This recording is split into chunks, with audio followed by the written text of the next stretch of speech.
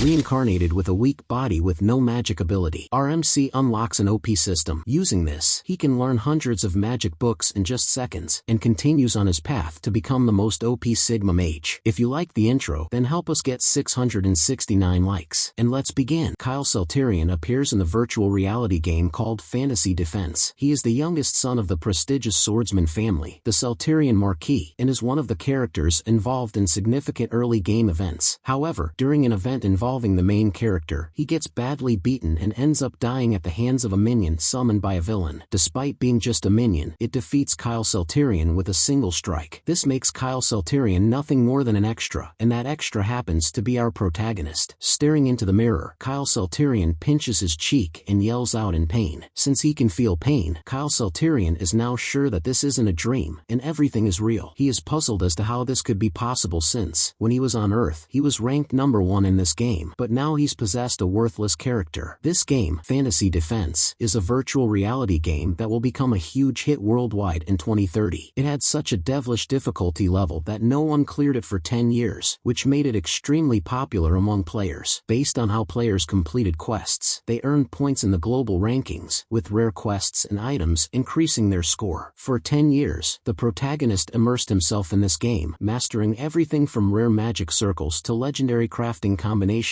With an overwhelming score, he was a living legend in this game. Yes, the protagonist's real name is Lee Hyunwoo on Earth. However, now that Lee Hyunwoo has possessed such a weak character, he wonders how he will clear and survive the game now. Besides, Lee Hyunwoo has played this game so much that he knows the fate of the character he's possessed. The final goal in Fantasy Defense is to stop the forces of darkness, and the one who summoned them is the second son of the Salterian family, Adolf. In an attempt to usurp the head of the Salterian family, Adolf seeks the power of darkness to start a rebellion. In the end, the Salterian territory becomes a base for the dark forces, who have long coveted human lands. Amidst the chaos, the incompetent and powerless Kyle Salterian meets his cruel end. Now, knowing what awaits him, Lee Hyunwoo thinks about leaving the territory before the rebellion starts. However, there's an even bigger problem. Kyle Salterian also has a disease. The disease is called Hermamu. Hermamu is a condition where the mana channels inside the body are blocked, and in this game, mana is the source of both aura and magic, essential for survival. Those with blocked mana channels, like Hermamu patients, can't absorb the necessary nutrients for life and growth, and they die before reaching 20. The only cure for Hermamu is to absorb mana from nature into one's body, but with blocked channels, this is impossible. In other words, being diagnosed with Hermamu is almost like receiving a death sentence, and Kyle Salterian, diagnosed at a young age, fell into despair. He feared death, felt anxiety about the time he had left, and was frustrated by his inability to fight back. His fear consumed him, and eventually, he became twisted. Before long, Kyle Salterian turned into a disgrace to the family. His father constantly scolded Kyle Salterian and angrily ordered him to stay inside his room. In the end, his father confined Kyle Salterian to an annex. Isolated and alone, Kyle Salterian grew even angrier, believing everyone looked down on him. In his anger, he would throw furniture around the room. Frustrated beyond belief, he cursed his family, wishing for their deaths. Remembering all of these events, Lee Hyunwoo acknowledges that Kyle Salterian, the character he's possessed, is beyond saving. Lee Hyunwoo feels that Kyle Salterian is too rotten for anyone to sympathize with his illness. Still, Lee Hyunwoo recounts the facts. He's possessed Kyle Salterian, the youngest son of the Marquis, and the family is doomed. Kyle Salterian has no talent in swordsmanship or magic, a short life expectancy, a terrible personality, a horrible reputation, and was confined by his own father. Lee Hyunwoo admits he's truly doomed, knowing he will die in the end, no matter what he does. Seeing no hope, he shouts, asking what he can possibly do to survive with such terrible stats, and why he wasn't given a cheat ability after reincarnating. He's aware that when someone reincarnates, they usually get a status window. At that moment, a bright light fills the room, causing Lee Hyunwoo to stop shouting and stare at the unusual phenomenon in awe. Seeing small mana spheres floating before him, Lee Hyunwoo reaches out his hand to touch one, wondering what it is. The moment he touches the mana, it shines even brighter and releases some sort of energy into the surroundings. Lee Hyunwoo grows more confused, unsure of what is happening. Suddenly, the system appears, notifying Lee Hyunwoo that he's awakened and has been granted 2 new talents. The status window unlocks, and Lee Hyunwoo can now use Insight, which will automatically activate. Seeing the system, or rather the status window, Lee Hyunwoo becomes excited. With an eager look, he decides to explore his new stats. One of the talents he's received is Mana Pathways. The other talent is Mind's Eye, which allows him fun to see detailed specs, though Lee Hyun-woo isn't sure what the mana pathways skill is, as he's never seen it before. Judging by its name, the skill seems related to magic, but as far as Lee Hyun-woo knows, the best magic talent is the mana companion skill. Nevertheless, Lee Hyun-woo has a feeling that the mana pathways skill might be even more extraordinary than mana companion. Convinced it's a top-tier talent, Lee Hyun-woo believes he'll be unstoppable now. He wonders if mana companion is still the best talent, given that he's acquired what might be the most powerful skill. Trusting his instincts, Lee Hyun-woo reaches out to grab another mana sphere. The moment he touches it, just like before, it explodes with tremendous energy, putting him in awe. Suddenly, vein-like lights course through Lee Hyun-woo's arm, confirming to him that the ability must be top-tier. Lifting his arm slightly, Lee Hyun-woo clenches his fist tightly. With a shocked expression, he admits that with mana pathways, he can see things he never could with mana companion. If he can absorb this pure mana properly, Lee Hyun-woo hopes mana will start flowing throughout his body. As he wills it, the mana can successfully merge with Lee Hyun-woo, helping him break through. Lee Hyun-woo pulls up his shirt sleeve and commands the pure mana in his arm to move according to his will. Closing his eyes, he orders the mana to pierce the blockage. Feeling a sharp pain in his arm, the mana forms into a sharp drill, starting to break through the blockage. With his command, the mana drill successfully cracks the blockage open. Seeing this, Lee Hyun-woo exclaims happily that it worked. He looks at his arm and notices that the mana is actually flowing. Though the mana flow only reaches his elbow, Lee Hyun-woo is hopeful that he can gather more mana to open more pathways and overcome Hermomo's barrier. Now filled with hope, Lee Hyun-woo believes he won't die after all. The scene shifts to a view of the family mansion from the outside. In the kitchen, a plate of soup gets placed on the table. A maid looks down at the food and says it's done. She's about to pick up the plate when another maid tells her, Urgel, not to take the food to Lord Kyle Seltarian. Urgel turns and sees two maids staring at her with stern looks. The brown-haired maid says they've decided to stop serving Kyle Seltarian to protest his rude behavior. The maids think that starving him for a few days might change his attitude, so they tell Urgel to put the plate down. Urgel protests, saying she doesn't care and will do her job. The brown-haired maid gets angry and accuses Urgel of trying to act noble. Suddenly, she slaps the soup out of Urgel's hand, startling her. Urgel, speechless, listens as the maid asks if she still thinks she's a noble. The maid scolds her for acting arrogantly after being sold as a servant. The blue-haired maid, seeing the brown-haired maid, about to charge at Urgel, grabs her. Meanwhile, Urgel quietly bends down and starts picking up the plate's remains. Angered by Urgel's silence, becomes even more infuriated. Unable to control her rage, raises her hand to slap Urgel. Just then, a blonde man arrives, asking what's happening, causing to stop. The blue-haired maid gasps in fright upon seeing him.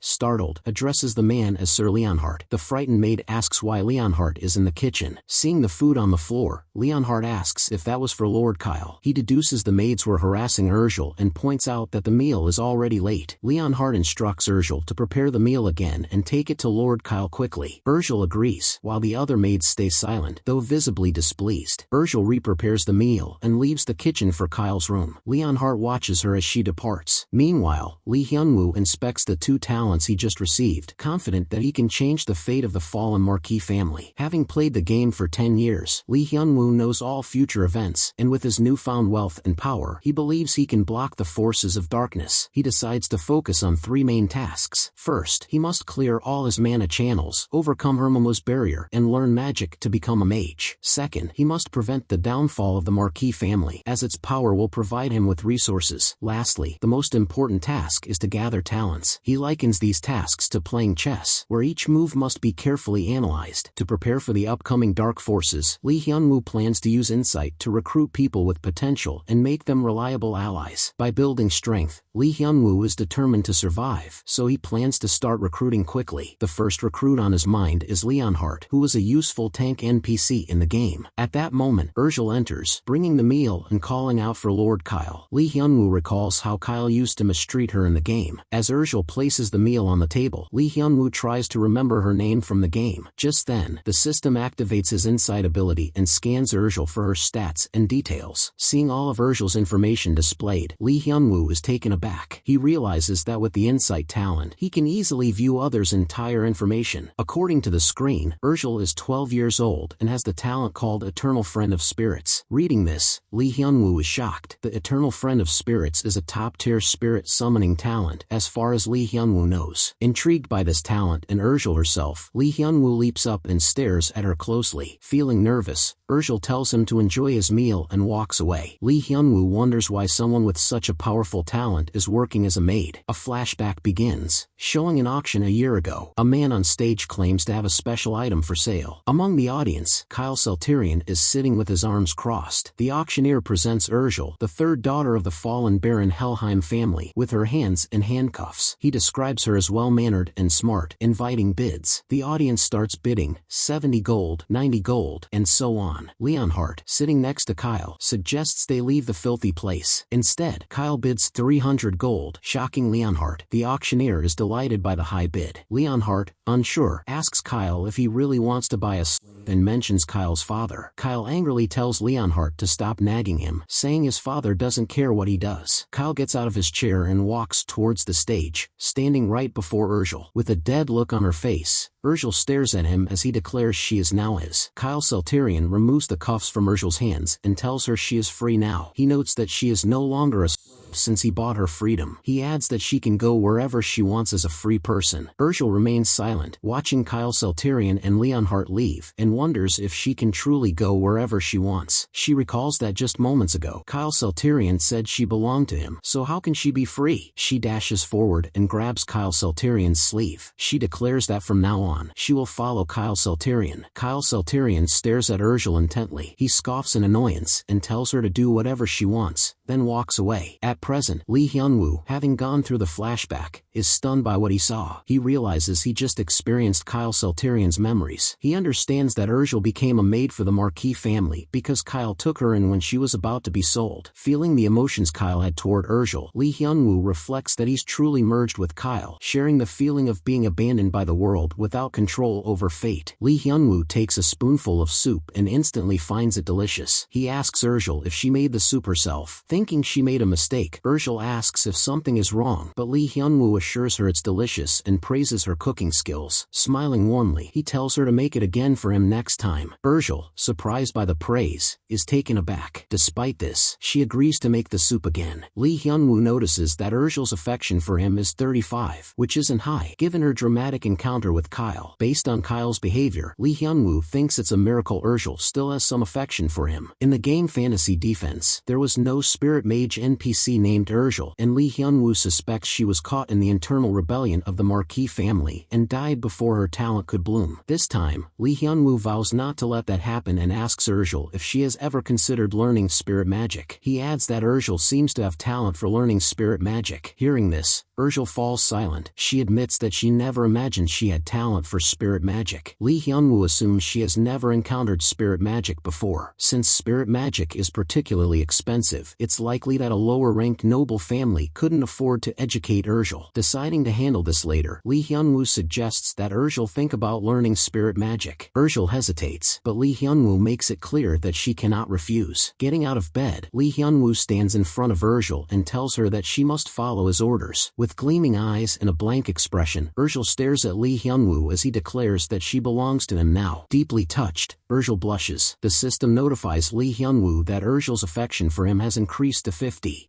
days later. Lee Hyunwoo looks nervous as he stares at someone before him. It's Leonhardt, who is also staring down at Lee Hyunwoo with the same intense gaze. The two of them stand at the mansion's front door, staring at each other. Lee Hyunwoo asks Leonhardt to move aside to let him out, but Leonhardt refuses. Lee Hyunwoo becomes furious and frowns. He waves his hand, complaining that he hasn't been outside in days, but Leonhardt points out that he cannot leave without the master's permission. With a serious tone, Leonhardt asks if Lee Hyunwoo has forgotten the master's orders. Lee Hyunwoo remembers that the family head grounded Kyle Selterian and confined him because of the trouble he caused. However, Lee Hyunwoo knows there isn't much time left, and he needs to act. Since discovering that he can open up mana channels, Lee Hyunwoo has been absorbing mana in his room daily. Although it wasn't enough to open the channels all at once, it accumulated in Lee Hyunwoo's body like EXP points in a game. Now, Lee Hyunwoo's physical condition has improved significantly, but this isn't enough to cure her mesmu, so Lee Hyunwoo needs to go out and gather more mana, and he is trying to convince Leonhardt to let him leave. He promises that he won't go far and will only exercise nearby the mansion. Hearing the word exercise, Leonhardt remarks that this is the first time Lee Hyunwoo has given a constructive reason. Lee Hyunwoo realizes that Leonhardt is an impenetrable wall. He admits to himself that reasoning with Leonhardt is almost impossible. Leonhardt, currently Kyle Selterian's bodyguard, is a famous character from fantasy defense. Leonhardt excels in both defense and offense and has high potential, capable of becoming a captain-level knight and serving as a tank in parties. Leonhardt was highly popular among players due to his loyalty trait, which ensured he would never betray. In the original game, after the downfall of the Marquis family, Leonhardt became a wandering knight who could be recruited by players. But right now, since the Second Son's rebellion hasn't happened yet, Leonhardt is still at the Marquis Selterian mansion. Lee Hyunwoo is displeased that someone as talented as Leonhardt is being wasted as a babysitter. Sighing, he asks Leonhardt why he is here. Leonhardt, not pleased by the question, asks if Lee Hyunwoo has a problem with having him as a bodyguard. To Lee Hyunwoo's horror, Leonhardt's affection for him drops by 60 points. Lee Hyunwoo quickly responds that he has no problem with Leonhardt. Leonhardt sighs silently and advises Lee Hyunwoo to follow the master's orders. Lee Hyunwoo realizes that Leonhardt's loyalty is not to him but to the master, Remtun Selterian. However, that's expected, as no one would be loyal to a delinquent like Kyle Selterian. Lee Hyunwoo instructs Leonhardt to go and convince his father to let him out. Hearing this request, Leonhardt remains silent, sensing that Kyle Selterian seems a little different. Lee Hyunwoo presses for an answer and asks Leonhardt if he will agree to speak to his father. With a happy and anticipated look, Lee Hyunwoo, from now on we will be calling him Kyle Selterian, asks Leonhardt if he will help him. Meanwhile, Leonhardt gives a suspicious glance at Kyle Selterian's changed attitude and questions him about his scheming, to which Kyle Selterian protests that he isn't. Kyle Selterian mentions that he has been in his room for too long, and that has changed his thoughts. With a smile, he adds that he wants to live a long and happy life from now on. Hearing this, Leonhardt is completely taken aback. He is surprised that someone like Kyle Selterian wants to live longer, considering he has given up everything due to the incurable disease he suffers from. It's common knowledge that Kyle Selterian doesn't have much time left to live. On top of that, he lacks both magical talents and swordsmanship skills. Furthermore, since he is the youngest, he can never inherit the family's wealth. Master Remtun Selterian had once given Leonhardt permission to keep Kyle Selterian by his side. He had asked Leonhardt if he resented him for making such a decision and holding him back. However, Leonhardt didn't respond.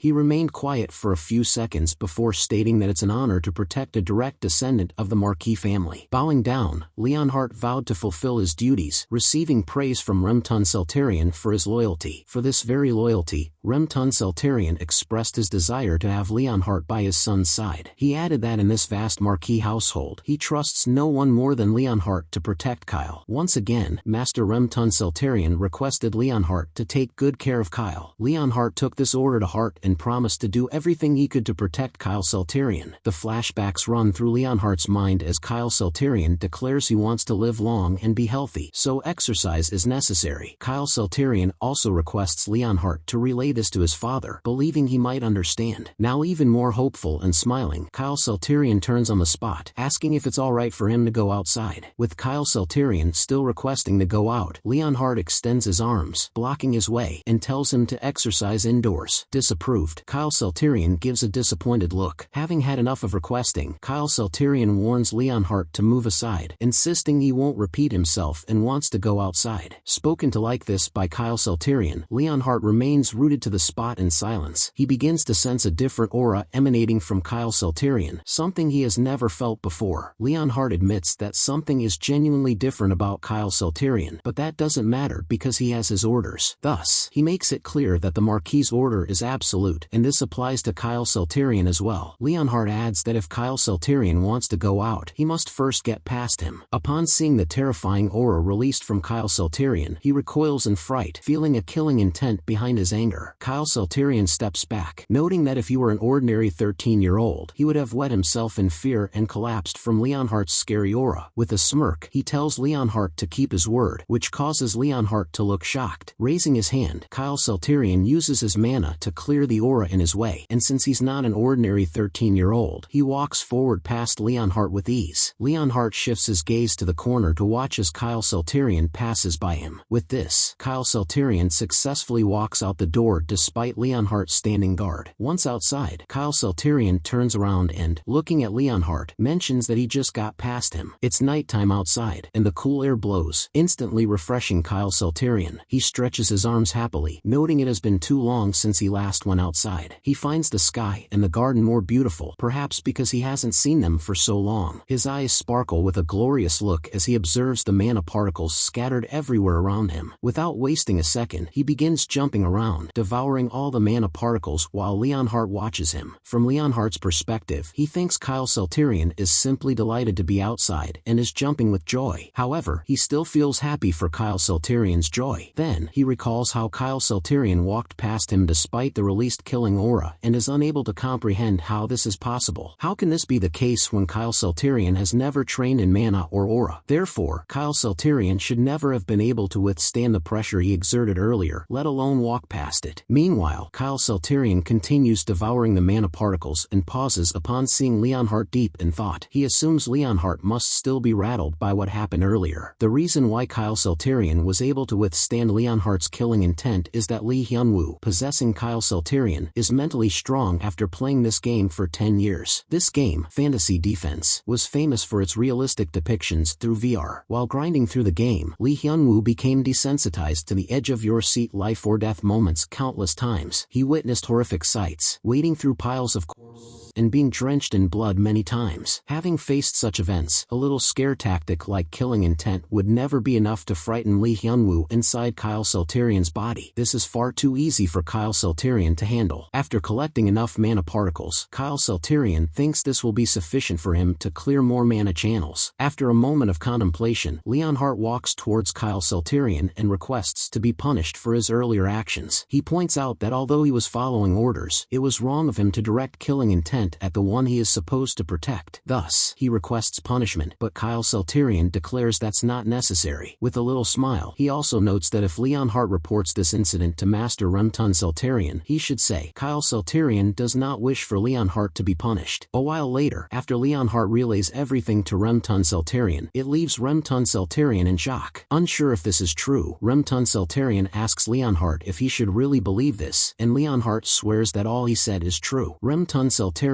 clarifies that he isn't accusing Leonhardt of lying, it's just hard to believe, which Leonhardt agrees with, saying even he couldn't believe it with his own eyes. He explains that when Kyle Salterian faced his killing intent, HR remained calm and faced it easily, even smiling. Remtun Salterian points out that for Kyle Salterian to resist Leonhardt's killing intent, there must be a reason. He questions Leonhardt about what Kyle Salterian did after entering the garden. Leonhardt thinks back to what happened earlier in the garden. He then responds that Kyle Salterian simply sat down cross-legged, joined his hands, and started meditating. The night is at its peak, and the moon shines a blue light upon the garden, illuminating the plants and structures in an eerie glow. There, Kyle Salterian is sitting cross-legged, his hands joined in a formation in his lap, eyes closed, and meditating. Standing nearby and watching Kyle Salterian is Leonhardt. Leonhardt questions Kyle Salterian on how he learned to meditate, to which Kyle Salterian replies that his father taught him when he was younger. He adds that he quit shortly after, as he believed he had no talent or use for meditation. Hearing this, Leonhardt remains silent as Kyle Salterian instructs him not to let anyone approach while he is meditating. Kyle Salterian explains that anyone coming too close will disrupt his focus, and Leonhardt agrees. After explaining the events to Remtun Salterian, Leonhardt mentions that Kyle Salterian didn't move an inch, meditating in the same spot for 6 hours. Shocked to hear this, Remtun Salterian asks if it's 6 seconds or 6 hours, and Leonhardt confirms it's 6 hours. This revelation leaves Remtun Salterian puzzled and suspicious about what has happened to Kyle as he begins to think deeply. He recalls that when Kyle was younger, he tried to teach him swordsmanship, as it was expected of Kyle to follow the path of swordsmanship, being a descendant of the Salterian family. Remtun Salterian adds that he also wanted Kyle to overcome Hermesmu, but Kyle was hopeless. Just minutes into the training, Kyle would give up, falling to his knees, shaking with fatigue. Kyle would complain that his legs felt tangled, rendering him unable will to move. Being a tough father, Remton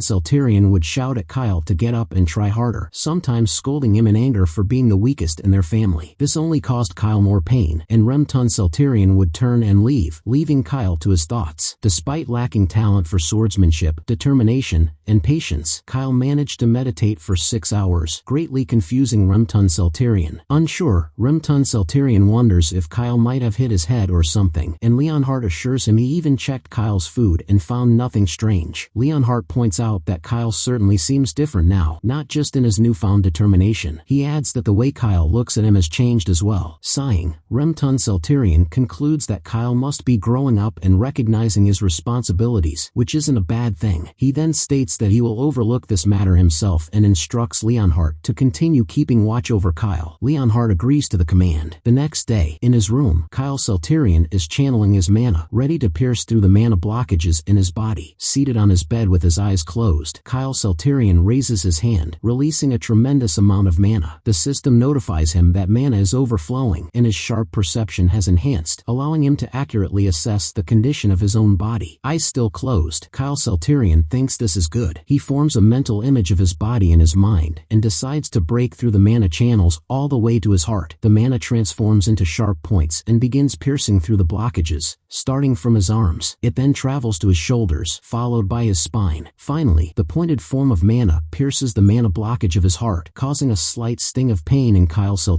After the process is successful, the system notifies Kyle that the path to his heart has been cleared. The block channels trait begins to weaken, and the amount of mana flowing around Kyle causes his hair to stand on end as he clenches his fist. With a smile, he exclaims that it's all done. He notes that he gathered mana from outside and cleared the path all the way to his heart, and now he can use magic. With this settled, he tightens his fist and excitedly declares that he will begin serious magic training. In this world, to use magic, one needs to form a circle near their heart. The higher level magic one wishes to use, the greater the number of circles that need to be formed. The greater the number of circles that must be created, the longer it takes to form those circles. That's why those who want to become mages need to start their magic training at ages 5 to 8. By the age of 12, they should form their first circle to be considered suited for the path of a mage. Based on these standards, Kyle now 13 years old, is a bit late to start learning magic. However, that was when Kyle was just an ordinary NPC. Since Kyle possesses the mana delay talent, his situation is quite different now. With the mana delay and his mana cleared to the heart, Kyle is finally in a state where he can learn magic. He only needs to form the circle. However, he isn't sure how he can create a circle. At that moment, someone arrives outside the room and calls out to Kyle revealing himself to be Leonhardt. Kyle is shocked as Leonhardt informs him that his father has lifted the restrictions preventing him from going outside. Leonhardt confirms this is true, but there's a condition. He must accompany Kyle outside. As Kyle begins to cheer happily, Leonhardt adds that Kyle won't be able to go beyond the gates of the mansion, though. However, Kyle doesn't care about leaving the mansion, as he is happy to be allowed into the garden, which is already good enough. Leonhardt's affection for Kyle increases by 30 points, falling from -50 to -20 points. Seeing the affection score increase, Kyle feels puzzled as to why. He wonders if it might be because Leonhardt was moved by seeing him meditate all night the previous day. He recalls that he passed out after meditating for 6 hours straight, which might have touched Leonhardt, seeing someone work so hard. Then, Kyle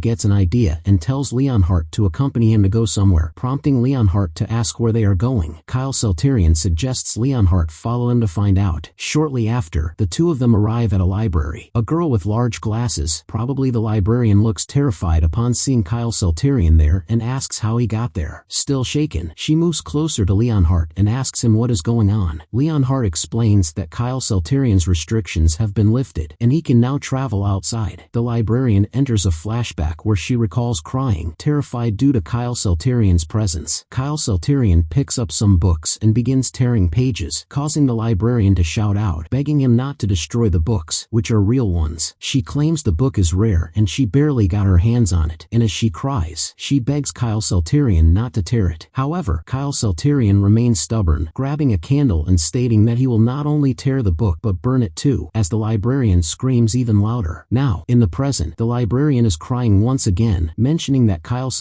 was banned from this library after that incident and asks why he is back. Kyle clears his throat throat with a cough to get their attention and states that he's just here to read books, asking if there are any related to magic. The librarian responds that they only have introductory level books for beginners, as the Duke's family has always emphasized swordsmanship, and Kyle Salterian notes that's enough. He instructs the librarian to go and bring him the books that explain how to form circles. Once he receives the books, Kyle Salterian begins reading aloud from them, learning about mana and different energies. He discovers that supernatural energy is a term defined by a scholar and is associated with various phenomena. Reading through this tedious history, Kyle Salterian quickly grows bored. Frustrated, he wonders why this introductory book is so complicated and not to the point. He thinks these books are meant for 7-year-olds, so he wonders how they can even understand this information. Just then, the system activates spiritual vision, startling Kyle Salterian. The system notifies him that the book he is holding is a low-level text and begins translating the content. Seeing this, Kyle Salterian becomes more attentive, watching in awe as the system continues the translation. His eyes sparkle with delight as the loading reaches 100% and the system successfully translates the introductory book, filling Kyle Salterian with excitement and happiness. The system completes the translation and Kyle Salterian gives an excited look, realizing he can use the insight skill to decode books as well. Since this is the case, Kyle Salterian sees no reason to stay in the library any longer, so he instructs the librarian, Alice, to bring out more introductory books. After gathering all the books he needs, he decides to borrow them. Later that day, back in the family mansion, Leonhardt helps carry all the books to the mansion. Leonhardt mentions he finished bringing all the books as Kyle Salterian, busy going through them, tells Leonhardt he did well. Whistling longingly with a smile, Kyle Salterian begins stacking the books in his arms. Looking unsure, Leonhardt asks Kyle Salterian if he is okay, prompting Kyle Salterian to ask what he means. Leonhardt points out that Kyle Salterian borrowed a lot of books at once, making the librarian really worried, as Kyle Salterian assures him. Just a few days ago, Kyle Salterian was known to hate books, and seeing his sudden love for them, Leonhardt is puzzled. The books include Guide to Mana Usage, Basics of Circle Formation, and Leonhardt gives them a suspicious look. He reminds Kyle Salterian that Hermam's disease blocks the body's channels, preventing mana and aura flow, and advises him not to get his hopes up. Meanwhile, Kyle Salterian, with a smirk, says he knew Leonhardt was going to say that. Leonhardt apologizes for overstepping, and Kyle Salterian assures him that it's fine. Kyle Salterian admits that he knows everyone in this house thinks the same, believing he is doing bizarre things. He also adds that he is the infamous, disowned youngest son, so his actions won't surprise anyone. Rising to his feet and facing Leonhardt, Kyle Salterian acknowledges his concern but reiterates that, as he said before, he doesn't plan to die young. Lifting his clenched fist, Kyle Salterian turns around, confidently stating he'll do everything he can. Saying so, he walks away, yawning, deciding to lie down for a while and continue reading. Speechless at Kyle Salterian's confidence, Leonhardt is left baffled in silence. He looks over at Kyle Salterian, who is now on his back on his bed, the book held over his head, reading through it. Kyle Salterian has a happy and cheerful look on his face as he continues gazing into the book. The Kyle Salterian Leonhardt remembers was very different. One day, while in training, Kyle Salterian gave up and was weeping bitterly, calling out for his father. Leonhardt had arrived there, and kneeling behind Kyle Salterian, asked him why he was crying. Turning around to reveal tears streaming down his cheeks, Kyle Salterian wailed out that his father said he didn't need him. Leonhardt was surprised to hear this and extended his arms to try and calm Kyle Salterian. Remembering this memory, Leonhardt admits that Kyle Salterian was just a little crying kid back then. But now, Kyle Salterian is completely different, all grown up as he turns sideways to look at Leonhardt. Suddenly, he receives a shock as he sees Leonhardt's favorability towards him has reached 0, while it was -30 just a moment ago, and he wonders what he did to make this happen. Leonhardt puts the book on Kyle Salterian's bed and says he will wait outside, telling Kyle Salterian to call him if he needs anything. Slightly taken aback by Leonhardt's kind tone, Kyle Salterian agrees to his suggestion. As Leonhardt walks out of the room with a smile on his face, Kyle Salterian stares after him, still wearing a shocked expression. He then wonders why there wasn't any change in favorability points back in the library. He notes that Leonhardt usually appreciates persistence and assumes that since he read a lot of books, Leonhardt might have seen it as such. Since Leonhardt is outside, Kyle Salterian decides to use his skill and do the actual reading now. Activating the insight skill, he begins scanning and decoding the contents of the books all at once. Many screens pop up around Kyle Salterian, and they all begin translating the contents of the books. Giving a pleased look, Kyle Salterian admits the speed of insight is truly impressive. It's dozens of times faster than normal reading. On top of that, the difficult parts of the books get translated into easily understandable data as well. Once the decoding of the books is complete, the system digitizes their data and saves it in storage. The system notifies Kyle Salterian of his increased understanding, accelerating the decoding process until all the books in the space get decoded within seconds. Kyle Salterian exclaims in surprise at such speed. He moves on to the next step, forming a circle using the decoded data. The system informs him that Kyle Salterian has understood the principles of circle formation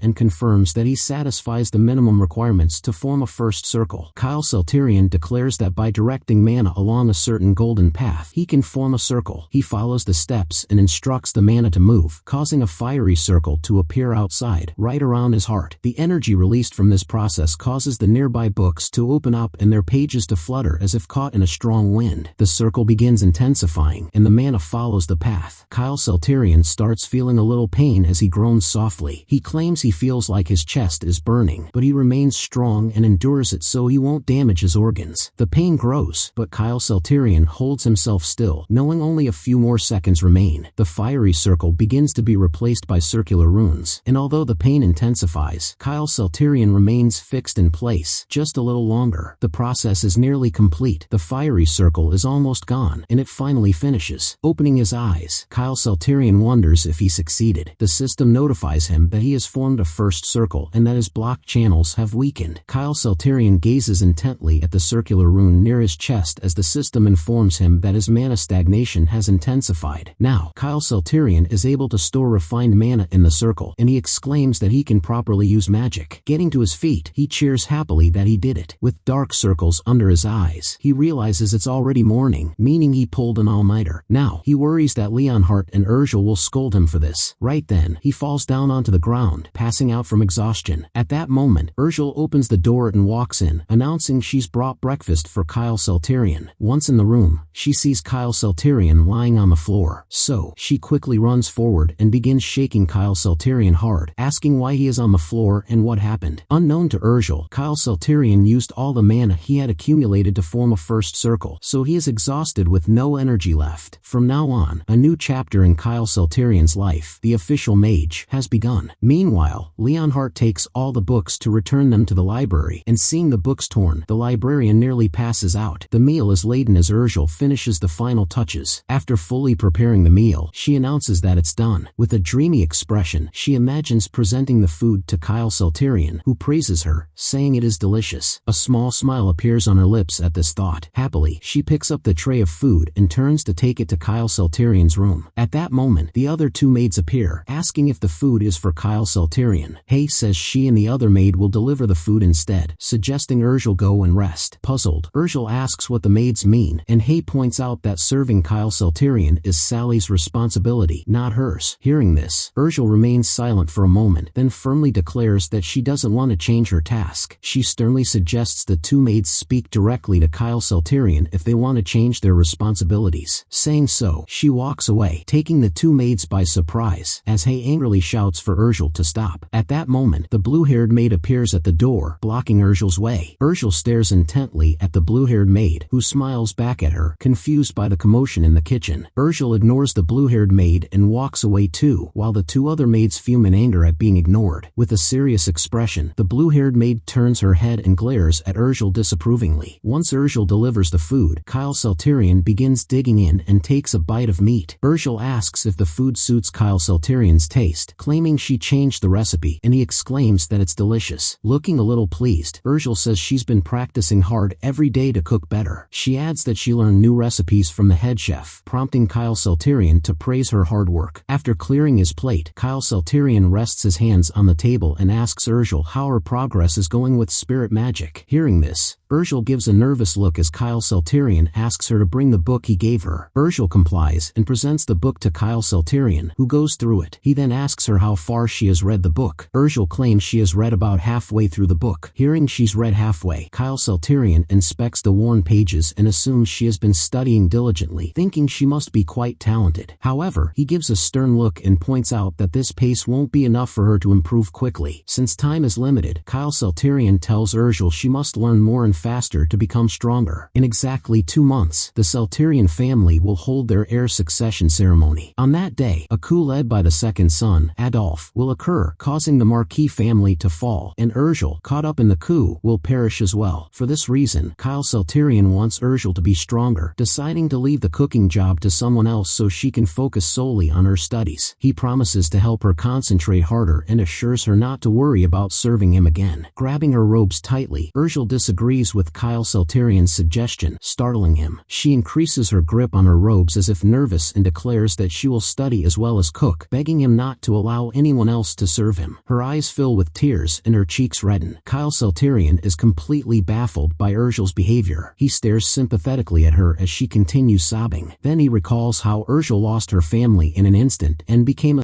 from being the daughter of a baronet. She has lost contact with her family, not knowing if they are alive or dead, so it's natural for her to feel insecure. After a long time of hardship, she has finally started adjusting to life as a maid, and since she's just been told to study magic and leave her job, she is confused. Kyle Salterian blames himself for not explaining the situation properly, so he calls out to Urgel and asks if she remembers he told her she is his when he brought her in. He mentions that he's not someone who would ever abandon his own people and will always protect them. Hearing this, Urgel ceases her tears, and a look of wonder replaces her eyes. Kyle Salterian then points out that he didn't ask her to learn spirit magic for no reason. He mentions that Urgel is an excellent maid with good cooking skills and confidently says if she keeps working this way, she will surely be promoted to head maid. However, he also adds that there are plenty of maids in the mansion besides Urgel, meaning she can be replaced anytime and lose her position. Seeing her so anxious, Kyle Salterian places a hand on her shoulder to calm her down and then asks her what she thinks will happen if she becomes a spirit mage. At this question, Urgel remains silent, seemingly lost for answers. Kyle Salterian continues, reminding her that mages are highly respected. If she learns magic, she will become a great person, a respected spirit mage everyone will look up to. He adds that Urgel will stand tall among all the great people, and by then, no one in the world will be able to replace her. Explaining all this, Kyle Salterian asks Urgel if that sounds amazing, while Urgel, still unsure, asks if she can really do it, which Kyle Salterian affirms she can. Picking up the previous book from the table, he hands it over to her, confidently saying she can truly become the greatest spirit mage. This touches Urgel, giving her courage as she accepts the book, promising to work hard. Closing her eyes, she hugs the book and says she completely trusts Kyle Salterian. With this, her affection for him increases to +60. Kyle Salterian smiles widely at Urgel. After this event, he officially appoints her as his personal maid. Urgel begins handling most of Kyle Salterian's personal affairs, and he moves her out of the shared maid quarters into a private room. Showing her the new room, he tells her it will belong to her from now on. While Urgel exclaims with excitement, Kyle Salterian hopes this room will be better for Urgel's studies and her security. Urgel says she loves the room and, with a wide smile, notes it's so close to Kyle Salterian's room too. Not expecting such reasoning, Kyle Salterian, puzzled, asks if that's really what she likes the most, to which she affirms. He then suggests they work hard together and survive no matter what. The next day, while in her room selecting a book to read, Urgel looks out of the window. She spots Kyle Salterian walking with Leonhardt, both heading somewhere. Kyle Salterian also catches sight of Urgel watching him out of the corner of his eye. So, he turns to her and merely waves. Taken aback at first, Urgel leans on the window and looks pleased as her affection for Kyle Salterian increases to 65. Meanwhile, somewhere else, the blue-haired maid approaches a man sitting down, saying she has a report to deliver. As the maid delivers the report, the man makes an excited snapping noise. He asks if Kyle Salterian has really changed, to which the maid affirms it's true, addressing him as Lord Adolf. She explains that Kyle Salterian has recently been exercising and building strength while also dedicating a lot of time to studying magic. She adds that Kyle Salterian's personality has also improved. He is no longer harsh with the servants. Adolf seems surprised, asking if his foolish brother has finally grown up. So, as the second brother, Adolf declares he will now pay a visit to Kyle Salterian. Looking out of the window, Urgel waves happily at Kyle Salterian, walking along the garden below. Kyle Salterian, walking alongside Leonhardt, instructs him to take him to an open space, somewhere out of sight, as he wants to experiment with something. He adds that the experiment will be related to magic. Hearing the word magic, Leonhardt appears a little taken aback. He then mentions that there's a suitable place on the outermost part of the estate. Once they arrive at that location, they find it secluded by dense trees, and Kyle Salterian excitedly exclaims claims that it's perfect. He then commands Leonhardt to keep watch and let no one come close. With Leonhardt on guard, Kyle Salterian begins his preparation, taking deep breaths and stretching his arms. Still surprised by Kyle Salterian talking about magic, Leonhardt recalls that Kyle Salterian has Hermann's disease and therefore cannot master magic. Kyle Salterian raises his hand and summons an energy ball above his palms, then fires a golden lightning bolt straight ahead. The lightning bolt, shaped like an arrow, flies towards a tree and pierces its stem. Seeing this, Kyle Salterian looks excited while Leonhardt is utterly shocked. From the impact, a large gaping hole appears in the tree's stem. Realizing he overdid the magic, Kyle Salterian is horror-stricken. The tree falls and crashes to the ground. Sounding worried, Kyle Salterian asks Leonhardt if anyone might have heard the sound, but Leonhardt assures him that he used aura to suppress the explosion. Looking relieved, Kyle Salterian praises Leonhardt's reflexes. Meanwhile, Leonhardt, still taken aback, questions Kyle Salterian about when he formed a magic circle. Kyle Salterian explains that it wasn't long ago, and he simply followed the book's instructions, assuring Leonhardt that it worked correctly before he could ask further. Summoning a mana sphere above his palms, Kyle Salterian confirms that he has now overcome Hermann's disease. Overwhelmed by the news, Leonhardt remains silent, staring at the now confident Kyle Salterian. He recalls how Kyle Salterian mentioned earlier that he didn't want to die young and would do everything he could. Now, everything makes sense to Leonhardt.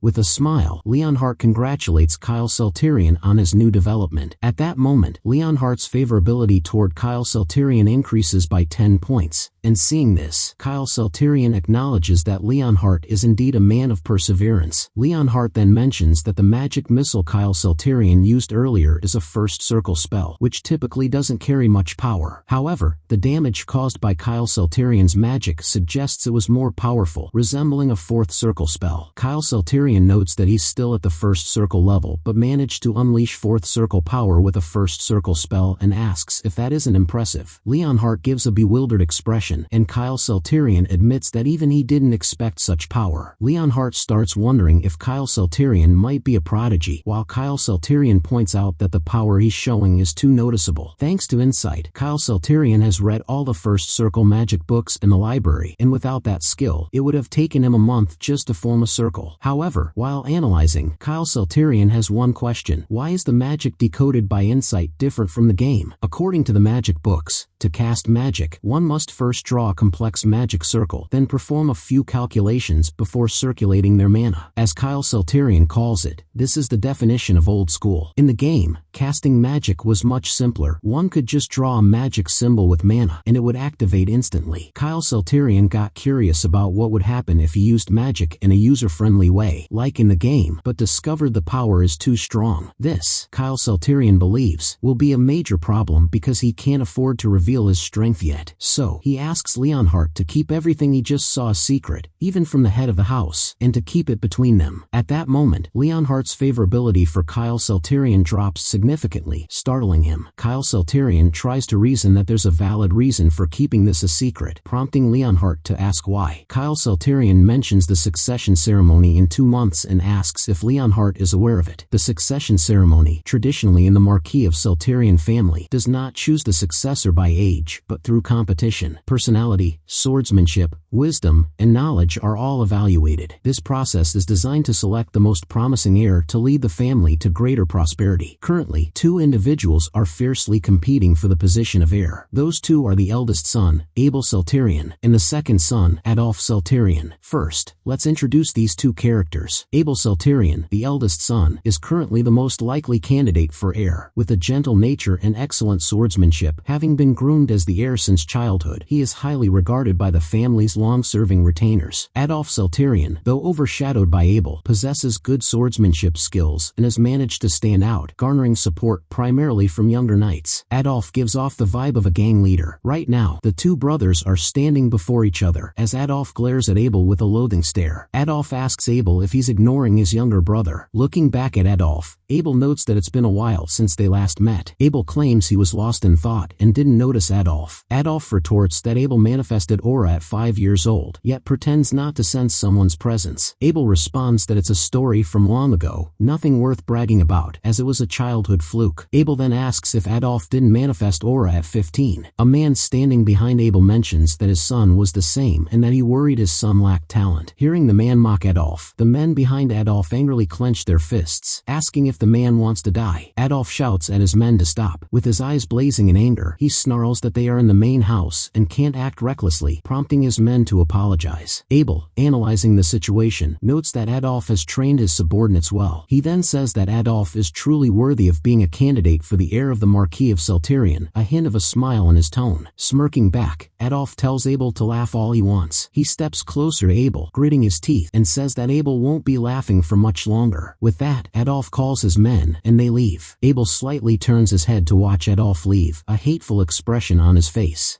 While dining at the table, Kyle Salterian mentions that the succession ceremony is only 2 months away. He raises a piece of meat to his mouth, noting that the Salterian Marquis doesn't follow the principle of primogeniture. Urgel and Leonhardt listen silently as Kyle Salterian explains that the only criterion for selection is strength, and any direct descendant of the father can compete. Taking another chunk of meat, Kyle Salterian also notes that there's an exception, and that is him. Due to his illness, he was removed from the succession race early on, and along with him, the third older brother, Duke, is also not involved in the succession struggle. So, the current succession landscape is that the eldest brother, Abel Salterian, and the second eldest brother, Adolf Salterian, will be having a duel between them. Abel Salterian and Adolf Salterian, with so little time left until the ceremony, wouldn't welcome any unexpected developments. But what will happen if it becomes known that Kyle Salterian has such great power in this kind of situation? What would happen if a good-for-nothing, who was never considered a threat, suddenly emerges as a dark horse? This might cause two possible reactions. Either of the brothers might try to bring Kyle Salterian to their side, or they might try to crush him while he is still not that big of a threat. As Kyle Salterian explains all this, Urgel and Leonhardt still keep silent and listen intently. Kyle Salterian mentions that though his thinking might be extreme, there have been instances of bloodshed over succession in history. According to the game's settings, Abel Salterian is considered good, so Kyle Salterian is not worried about him. But Adolf Salterian, on the other hand, will definitely try and Kyle Salterian. From the very beginning, Adolf Salterian has been planning to wipe out his entire family. Kyle Salterian's current position is that of someone who has just surpassed Hermamu, showing promise for the future but with limited skills, making his abilities suited for a young first circle wizard. Kyle Salterian thinks it would be good to bring Adolf Salterian to his side, but if he doesn't, then the damage won't be too severe. Yet still, Leonhardt keeps silent and only listens, and then he sighs and says he understands. Getting up to his feet, Leonhardt notes that wizards often conceal their abilities to protect themselves, and some even pretend to downplay their circle level. Leonhardt then says he will stay silent for now, but after the succession ceremony he will report to the head of the family about Kyle Salterian. Kyle Salterian thinks this is the best Leonhardt can do for him since he has low favorability for him. Leonhardt's current loyalty is fully to the head of the family, not to Kyle Salterian, so it's no surprise that Leonhardt won't support him. No matter, Kyle Salterian plans to eventually make Leonhardt favor and follow him. As Leonhardt turns to walk away, Kyle Salterian stares at him from behind, with an intent to definitely gain his favor. Leonhardt turns his head and asks Kyle Salterian if he's really serious about becoming a wizard. Kyle Salterian points out that his family is known for its swordsmanship, so having a skilled wizard among them won't be too bad. Hearing this, Leonhardt gives a little smile and says that's good. He adds that the head of the family will be really happy with Kyle Salterian, and right then, his favorability for Kyle Salterian increases to 30. Seeing the favorability rise, Kyle Salterian is shocked as Leonhardt begins praising Urgel's cooking. Kyle Salterian wonders if dining together with Leonhardt might increase favorability, so he decides to make Leonhardt dine with him from now on and orders him to do that. Later that night, in his room, books scattered all over the floor, Kyle Salterian lies down while going through different magic runes. He notes that if he activates magic using the method from the game, the activation will be fast and the power tremendous, but the drawback is that it's it's difficult to control the power, and Kyle Salterian doesn't know why the game method makes magic more powerful. Thinking hard on this and not getting any ideas, he throws the book away, deciding to seal it for now. Sitting cross-legged among a pile of books, Kyle Salterian knows there will be a time when he has to show off his magic and can't just stick to using standard magic. The magic activation method in this world is slow, but the advantage is detailed power control. Kyle Salterian suddenly thinks about combining the world's magic activation method with the game's user-friendly method, taking the best of both. Suddenly, the system issues a warning of danger, notifying that a magic explosion can occur this way, and asks Kyle Salterian if he wants to continue. Startled, Kyle Salterian recoils in fear. He rereads the warning and wonders what the system means by continue. Does it mean combining them is possible but risky? Although it's a warning window, Kyle Salterian remembers the saying, high risk, high rewards, and presses yes. At once, a burst of mana and energy swirls around Kyle Salterian, causing papers and parchments to fly everywhere. The system begins combining the two methods, issuing more warnings about possible explosions. Looking excited, Kyle Salterian agrees to continue. The system analyzes Kyle Salterian's body and the activation methods, diving into his memories of reading books and using magic missile. The combined path analysis becomes complete as Kyle Salterian's eyes widen in surprise. He exclaims in awe that he did it. He successfully developed a new kind of magic. Raising his hand, Kyle Salterian summons a magic missile using the combined activation method he just developed. Now able to fully control the technique, he calls it awesome and decides to try combining further. While experimenting, Kyle Salterian receives a similar warning from the system but mistakenly messes up a step. Passing by Kyle Salterian's room, Urgel gets startled by a sudden explosion. She rushes inside, calling out for Kyle Salterian and asking if he's okay. Groaning, Kyle Salterian assures her that he's fine. With a mischievous laugh, Kyle Salterian admits he was practicing magic, sitting among rubble and smoke with a large hole in the wall. Urgel asks what kind of magic he was practicing and points out the destroyed wall. Kyle Salterian admits he should have done this experiment outside. He wonders about the system's warnings and decides he needs a proper magic workshop with barriers next time. Hearing the loud explosion, Leonhardt comes running, shocked to see the state of the wall and the damage. Kyle Salterian asks Leonhardt and Urgel to help him clean up the mess. In the kitchen, Urgel is preparing a meal for Kyle Salterian, noticing something off in the taste while examining it. The usual stew is shimmering inside the pot. Urgel thinks the flavor of the stew today is a bit plain. Lost in thought, she wonders what she can do when someone calls out to her from behind. The blue-haired maid stands behind Urgel, praising her for being diligent every day. Her name is Daisy, and she gives a kind smile to Urgel. However, Urgel doesn't speak or return the smile to Daisy. She turns around, plainly stating that it's her job to do so. Daisy suggests Urgel add a dash of nutmeg if the stew's seasoning feels off. Daisy explains that it's an ingredient that brings out a rich umami flavor and assures Urgel to trust her. Though a little suspicious of Daisy, Urgel follows her advice and adds the nutmeg to the stew. She then takes some stew out, tastes it, and exclaims that it's delicious. Urgel continues staring at Daisy and asks if she's really good at cooking. She also asks Daisy if she can teach her a little. Daisy smiles and agrees to teach and help Urgel, starting with helping her carry the food. Loaded with the meal, Daisy and Urgel push the food wheel towards Kyle Salterian's room. On the way, Daisy asks how Kyle Salterian is these days, claiming she's heard he's become polite. Daisy says she was initially worried for Urgel when she became Kyle Salterian's exclusive maid, as Kyle Salterian was known to cause trouble. Urgel replies that Kyle Salterian treats her well. Daisy then says she heard Kyle Salterian has also become more dignified lately, getting up, exercising, and even studying. Urgel becomes cautious at such questions from Daisy, and thinking carefully, she affirms that Kyle Salterian is very diligent. She also agrees that Kyle Salterian is studying very hard. Once she reaches the room, Urgel tells Kyle Salterian everything about Daisy and her asking questions about him. Urgel also informs him that Daisy asked what Kyle Salterian has been doing lately and who he's been meeting. Urgel claims she responded to these questions by saying she didn't know, so as not to reveal anything about Kyle Salterian. She asks if she responded correctly, and Kyle Salterian, with a smile, praises her, saying she did great. Kyle Salterian also suggests Urgel answer moderately in the future, and Urgel agrees to keep that in mind. Thinking about what Urgel said about Daisy wanting to know about him, Kyle Salterian realizes he's already being followed. With a smirk, he notes that it's expected from his second brother, Adolf Salterian, who lacks patience. It becomes obvious to Kyle Salterian that Adolf Salterian is rushing things. That night, Leonhardt informs Remtun Salterian about Kyle overcoming Hermamu, and hearing this, Remtun is completely bewildered and shocked. Leonhardt affirms it's true and that Kyle is already starting to study his own magic. He also reveals that Kyle has already achieved the first circle. However, Leonhardt decides not to reveal that Kyle's power is already beyond the first circle. Meanwhile, Remtun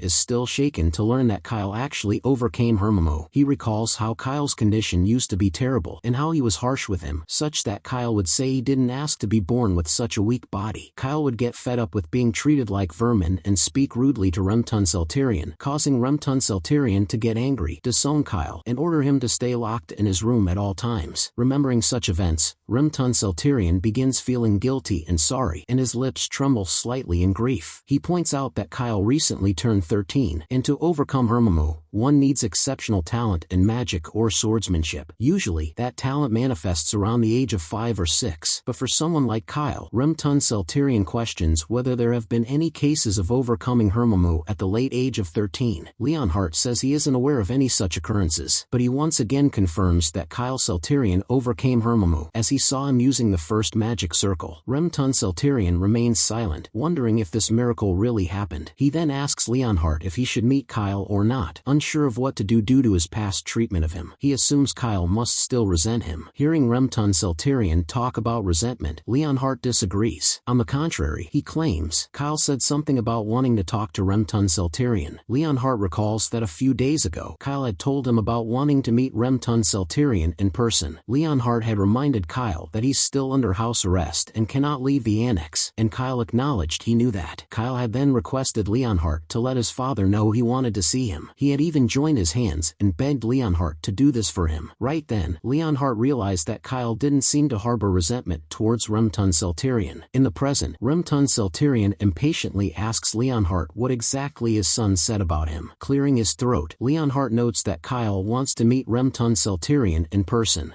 Remtun, the head of the prestigious swordsmanship family, Saltarian Marquis, has protected the family from monsters for generations. He is one of the 5 sword masters on the continent. He is also the father of Kyle Saltarian. Standing in the corridor, Kyle Saltarian looks up at a large portrait of his father hung on the wall. Out of nowhere, Kyle Saltarian's hand begins to tremble, and he is unable to control it. Clenching his fist, Kyle Saltarian remembers how his father used to treat him, and feelings of fear and resentment resurface. When he was younger, Remtun would scold Kyle for not being able to lift his sword and would call him out. On his knees and trembling in fear, Kyle would wail and cry that he couldn't do it. He would complain that it was too difficult, making Remtun extremely angry. Remtun would go all out and give Kyle a harsh scolding, disgracing him and saying he was of no use to the family. Hearing such words from his father, Kyle would completely break down, losing his will and confidence, feeling utterly useless. He would scream for his father not to abandon him. These memories flood Kyle Saltarian's mind as he looks at his father's portrait. He places a hand on his heart, feeling it beat rapidly, and sighs. He feels strange, though these memories aren't really his. They feel as if they are. It's as if the souls of Lee Hyun-woo, the protagonist, and Kyle Saltarian have merged into one. But if one thing has changed, it's that the current Kyle Saltarian is no longer the coward he once was. Now, Kyle Saltarian is both himself and Lee Hyun-woo. As an adult, Kyle Saltarian vows to prove his worth to Remtun.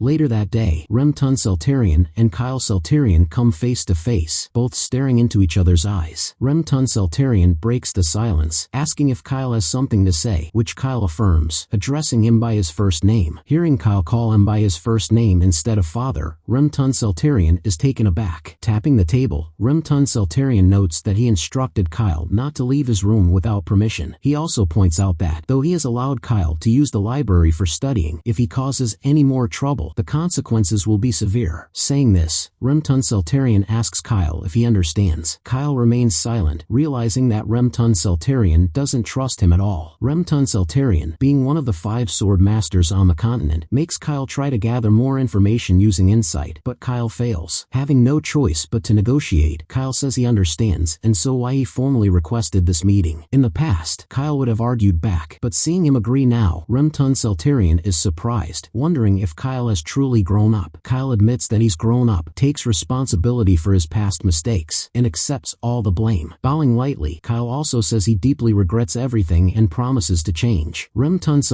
is baffled, standing abruptly, unable to believe that Kyle is actually apologizing. Kyle then points out that he has one more thing. He wants to make a deal with Remton asks what kind of deal, and Kyle confirms if he has heard about him overcoming Hermamum. Remton confirms he has, and Kyle also confirms that it's true. To demonstrate, Kyle raises his hand and summons a fireball, saying he is now a first circle mage. Shaken, Remton stands watching Kyle's magic in silence. Now seeing the proof with his own eyes, Remton is speechless. Kyle continues producing the flames hovering above his palm. Remton admits he can sense the flow of mana from Kyle, as Kyle claims he will continue to grow stronger. Mages who overcome Hermamum are known for exceptional potential. Kyle believes it might be why it only took him a few days to achieve the first circle. The value of a great mage is said to be equivalent to an entire knight order. Though Remton is renowned for swordsmanship, Kyle asks if it wouldn't be great to have an outstanding mage among the direct descendants. Kyle points out that if the family supports him to grow as a mage, he will contribute his abilities and be a great asset to the family. With the Seltarian Marquis possessing both swordsmanship and magic, the family would stand tall above others. After saying all this, Kyle asks Remton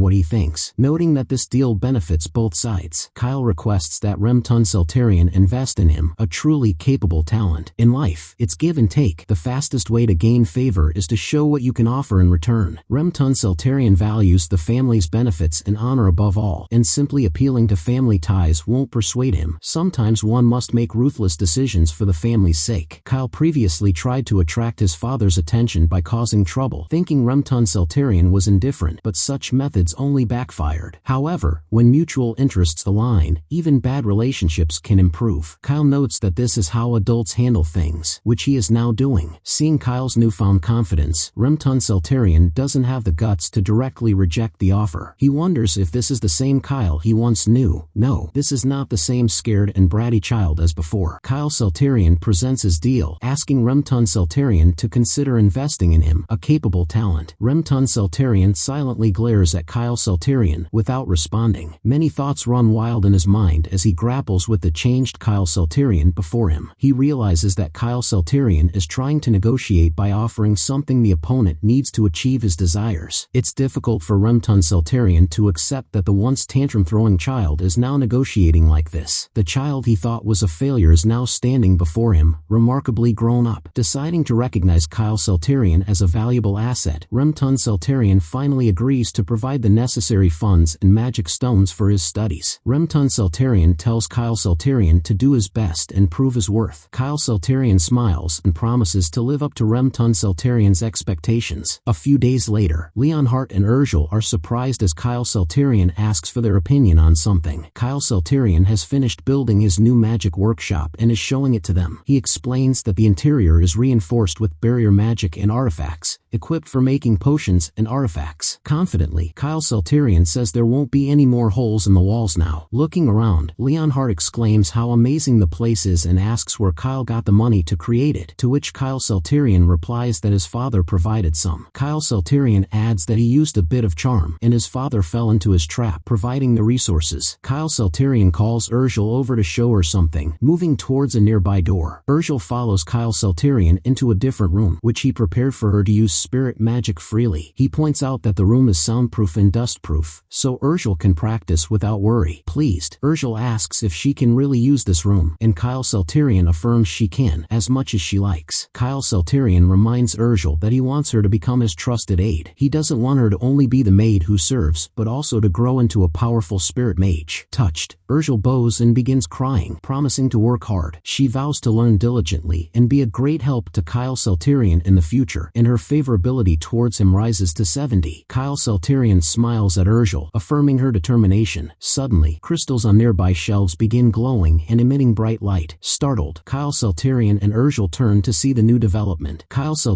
asks why the spirit magic circle is reacting suddenly and if Urgel used spirit magic, but she denies it. As the light intensifies, Kyle Salterian looks up at the ceiling, seeing light float. The light continues to intensify, and from it, a winged creature emerges, which Kyle Salterian thinks is a spirit summoning. The summoned spirit flies down and lunges at Urgel, who extends her hands to catch it. As the spirit clings to Urgel, Kyle Salterian realizes she must have summoned it unknowingly. Kyle Salterian praises her for summoning a spirit, but Urgel claims she did nothing. Kyle Salterian explains that spirit magic involves feeling the spirit's energy in nature with your soul, not casting spells or incantations. When Urgel's emotions heightened, the spirit stones in the workshop responded, summoning the spirit. Urgel, still puzzled, stares at the spirit. Kyle Salterian then points out that the spirit stones have all disappeared, and Urgel asks if she really used them. Kyle Salterian hadn't expected Urgel to summon a spirit so quickly. Wondering what kind of spirit it is, Kyle Salterian tries to use insight, but it doesn't work. He asks Urgel if she knows what the spirit is, and Urgel asks the spirit, which begins explaining. Urgel listens and then reveals that the spirit is Ashiris, an ancient spirit of light. Kyle Salterian is bewildered, wondering how the little chubby spirit could be an ancient spirit of light. Ancient spirits are so rare that top-level spirit mages can only summon one after exhausting all their resources, but Urgel did it unconsciously. Kyle Salterian adds that the spirit seems too trivial for an ancient spirit, as the spirit lunges at him, while Urgel says it's not in its true form. Urgel notes that if the spirit transformed into its true form, the mansion would collapse. After being hit, Kyle Salterian massages his head in pain, while the spirit tells Urgel something surprising. Urgel says the spirit wants to be her friend, and Kyle Salterian explains that it's a contract. Urgel asks what type of contract, and Kyle Salterian says the spirit must be highly compatible with her. Sounding uncertain, Urgel asks if accepting the contract is okay. The spirit makes a loud noise and leaps from Urgel's arms, causing a rune circle to appear on the floor, radiating bright light. Urgel, staring at the spirit, mutters that she will make a sincere contract with Ashiris, the ancient spirit of light. Ashiris' eyes blaze as Urgel acknowledges it as her summon and gives it a name. From the side, Kyle Salterian suggests the name Padaki. The summon registers the name and asks for confirmation, which Kyle Salterian provides. The name is registered, and Kyle Salterian giggles silently. The summon opens its eyes and jumps at Urgel as she welcomes it, saying its name is Padaki, and she looks forward to working together. With a smile, Urgel thanks Padaki for becoming her friend. Padaki makes a noise of approval, happy to be with Urgel. Urgel hugs Padaki as Kyle Salterian watches with a wide smile, satisfied with the progress. A few days later, placing down a cup of tea, someone apologizes for not paying Kyle Salterian much attention lately. Sitting across from Adolf Salterian, Kyle Salterian says it's no big deal. Kyle Salterian adds that he could have also approached Adolf Salterian sooner, calling him brother. Filling Abel Salterian's empty teacup, Urgel asks him if he needs anything else, and Kyle Salterian tells her to go and rest. Urgel agrees to Kyle Salterian's order and walks away, as Adolf Salterian stares after her. Then turning to Kyle Salterian, Adolf Salterian asks if that child isn't the one he bought from the market and mentions she's pretty. Adolf Salterian also claims he's looking for a new maid and asks Kyle Salterian if he can send Urgel to him. Hearing this, Kyle Salterian curses Adolf Salterian in his mind, knowing that Adolf is present only because he heard the news about Kyle's healed Hermamu. Kyle Salterian denies Adolf Salterian's request and tells him to choose another maid other than Urgel. Now, Kyle Salterian tries to defend his reason for needing Urgel, carefully choosing his words to avoid arousing any suspicions. Seeing Kyle Salterian struggle to speak, Adolf Salterian gives a laugh and claims he was just joking and he would never take Urgel away from Kyle Salterian. Kyle Salterian plays along and asks Adolf Salterian to not tease him like that, claiming he was really startled while Adolf Salterian roars with laughter. Adolf Salterian decides to give up for now, as he can't afford to antagonize Kyle Salterian yet. He thinks to himself that Kyle Salterian is a lost cause, seeing him interested in women at such a young age, and believes it will be better to corrupt him towards darkness. Leaving these thoughts behind, Adolf Salterian comments that Kyle Salterian's body seems to have required quite a bit, to which Kyle replies that his Hermamu hasn't fully healed yet. Hearing this, Adolf Salterian thinks for a moment and asks if it's true it's not fully healed, and Kyle Salterian confirms it's an illness that takes time to heal. Kyle Salterian tells Adolf Salterian to look at something, gathering his attention. Producing a very small and weak fireball, Kyle Salterian shows off, saying he can really cast magic. Showing it, Kyle Salterian asks Adolf Salterian what he thinks, while Adolf Salterian analyzes the situation carefully. Then he exclaims it's impressive that Kyle Salterian can create magic, as Kyle Salterian thanks him for the compliment. Now knowing Kyle Salterian's illness isn't fully cured and he's at the student level of first circle, Adolf Salterian is confident this won't affect the succession of the heir. But Daisy had told him that Kyle Salterian is very different and his magic skills are growing rapidly, so Adolf Salterian thinks Daisy must have exaggerated in her report. Nevertheless, Adolf Salterian thinks he still should remain cautious, though Kyle Salterian is just a 13-year-old and not worth worrying about. However, Adolf Salterian wonders if Kyle Salterian can be manipulated, then it will be worth it, and when he's useless, he can be thrown away. He then states that he will ask Kyle Salterian something directly. Saying so, he questions Kyle Salterian if he would like to join by his side. Hearing such a question, Kyle Salterian is taken aback, asking if Adolf Salterian is serious. Judging by the look on Adolf Salterian's face, he does seem serious. For a moment, neither brother speaks as they stare at each other. Kyle Salterian, meanwhile, seems pleased within, as if something he planned is going well, and he breaks the silence and says he will take permission from their father to join Adolf Salterian. After their meeting concludes, Adolf Salterian walks out of the room to see Leonhardt standing guard beside the door. Leonhardt bows and wishes Adolf Salterian a safe journey. Adolf Salterian, meanwhile, seems surprised to see Leonhardt there. He is aware of how Leonhardt is a tough nut to crack. Even though he's been coaxed, he hasn't switched sides. No matter, Adolf Salterian thinks it's good since Leonhardt hasn't joined Abel Salterian's side too. Adolf Salterian mocks Leonhardt, saying a darling of the knights like him is guarding a snot-nosed kid, and saying so, he walks away. Once Adolf Salterian leaves, Leonhardt turns around and walks into the room, where Kyle Salterian calls him over. Holding the cup of tea, Kyle Salterian says he just finished the discussion. He also reveals that Adolf Salterian told him to join the subjugation team. He adds that he'll likely be working with Viscount Jerome, one of Adolf Salterian's close aides, and that this mission will be his true test for Adolf. Hearing this information, Leonhardt is kind of surprised. He then says that if Kyle Salterian is joining the subjugation team, he will also join, but Kyle Salterian denies the request. Kyle Salterian explains that if Leonhardt is around him, it will make Adolf Salterian suspicious, while Leonhardt protests that it will be dangerous. Leonhardt also points out that it might be a trap, which Kyle Salterian agrees, but notes that he has to do this to make Adolf Salterian trust him. Kyle Salterian also admits that there's a chance Adolf Salterian will try to put him in danger. However, Kyle Salterian confidently states that he is capable of protecting himself, assuring Leonhardt. Kyle Salterian also claims that he won't reveal his abilities there. Explaining the plan, Kyle Salterian asks Leonhardt if he has heard of the Yorage function. In the south of Traston territory, there is a forest inhabited by a monster colony. The Salterian Marquis regularly sends subjugation teams to clear out the monsters in that area. Currently, Kyle Salterian has joined the subjugation team and is stationed there. A knight greets Kyle Salterian, introducing himself as Viscount Jerome. Viscount Jerome mentions that he has heard of Kyle Salterian from Adolf Salterian and notes that Kyle will be working with him on this team. Kyle Salterian tells Viscount Jerome that it's his first combat experience and requests that he take care of him, to which Viscount Jerome assures he will protect him. However, Kyle Salterian remains suspicious of Viscount Jerome. He notices that Viscount Jerome's favorability towards him is at -40. Therefore, Kyle Salterian decides to avoid Viscount Jerome for now and states that he will leave to prepare. Viscount Jerome tells him to let him know if he needs anything. As Kyle Salterian walks away, Viscount Jerome watches him with an unsettling intensity. Viscount Jerome is aware that Kyle Salterian is a first circle mage, and he has been ordered to keep an eye on him and ensure he doesn't die. He feels displeased with Adolf Salterian for assigning him such a difficult mission to protect a child during a subjugation, knowing this will be tough. Later that day, during the subjugation, Kyle Salterian raises his staff and summons lightning, which strikes a group of goblins, electrocuting them. Observing this, Viscount Jerome and the other men cheer and praise Kyle Salterian's skill and power. As Kyle Salterian continues to kill more goblins, Viscount Jerome's favorability towards him begins to rise. Clapping with delight, Viscount Jerome tells Kyle Salterian that he is amazing and his favorability towards Kyle reaches 50. Looking innocent and gazing at Viscount Jerome, Kyle Salterian thinks he has never encountered such an easy target, as his favorability has jumped by 90 in one go. Viscount Jerome jumps in excitement, claiming that Adolf Salterian will be pleased to hear about Kyle Salterian's performance. With his first step a success, Kyle Salterian looks forward to advancing to the next part of his plan. It's nighttime, and the subjugation party is back at their camp, all seated outside around a a roaring campfire. They are celebrating with mugs of drinks for their victory as they make toasts for Kyle Salterian. Acting humble, Kyle Salterian says he's done nothing to deserve this praise, but Viscount Jerome disagrees and exclaims that Kyle's magic was impressive. The others join in, praising Kyle Salterian and his skills, especially considering how young he is. Moreover, they add that Kyle Salterian hasn't complained about the harsh camping food. Because of this, they tell Kyle Salterian he's very mature for his age. Kyle Salterian notes that his brother Adolf Salterian must have been in situations like this many times during his subjugations. He says that thinking about what his brother has accomplished, he couldn't just be a spoiled brat. At such mature words, Viscount Jerome and the others are all open-jawed in amazement. Viscount Jerome even starts tearing up, saying he didn't know Kyle Salterian admired Adolf Salterian so deeply. Touched by Kyle Salterian's speech, Viscount Jerome and the others agree to help him and look after him, with Viscount Jerome's favorability increasing to 60. Later that night, the campfire is extinguished and the men are fast asleep in the tents. Kyle Salterian tells a guard that he will take a walk before going to sleep, and the guard tells him not to go too far. Kyle Salterian walks away from the camp, glad that no one suspects him because he's just a child. The knights are all exhausted from the day's battle, and the sentries are few since they don't fear the goblins. However, ogres are different, and Kyle Salterian withdraws a vial containing ogre perfume, which can summon ogres within a 10-kilometer radius. A few days ago, Kyle Salterian had told Leonhardt about the ogre perfume, but Leonhardt hadn't heard of it before. This made Kyle Salterian think he must be the first to create it, and that this world might still be unaware of the recipe for ogre perfume. Kyle Salterian had explained to Leonhardt that the perfume could summon ogres within a radius, with the higher quality perfume covering a larger area. Leonhardt had warned that the subjugation team's target was the goblin colony, so they couldn't handle ogres, but Kyle Salterian had revealed that this was his plan. The subjugation team consisted of 12 expert knights who could easily manage goblins, but ogres were different. Kyle Salterian explained that the knights, loyal to Adolf Salterian, were street criminals turned legion members, brainwashed by Adolf Salterian into fanatics. Adolf Salterian had expanded his influence and proved his ability to lead even hopeless individuals through intense brainwashing. Currently, these men are controlled by Adolf Salterian, and if he makes a move during the succession ceremony, a tragedy could follow. To prevent this, Kyle Salterian planned to weaken the 5th Legion by having the 12 high-level knights fight against ogres and die. Kyle Salterian planned to be the only survivor from the subjugation party. At present, Kyle Salterian is about to put his plan into action, removing the cork from the ogre perfume, which spreads into the air. A large two-headed ogre nearby smells the perfume and goes berserk. It follows the scent and, along the way, discovers the camp, chasing after the knights. While the other knights run, one draws his sword to face the ogre. However, the ogre crushes the knight with a single thump of its large hand, terrifying the other knights. Seeing the expert knight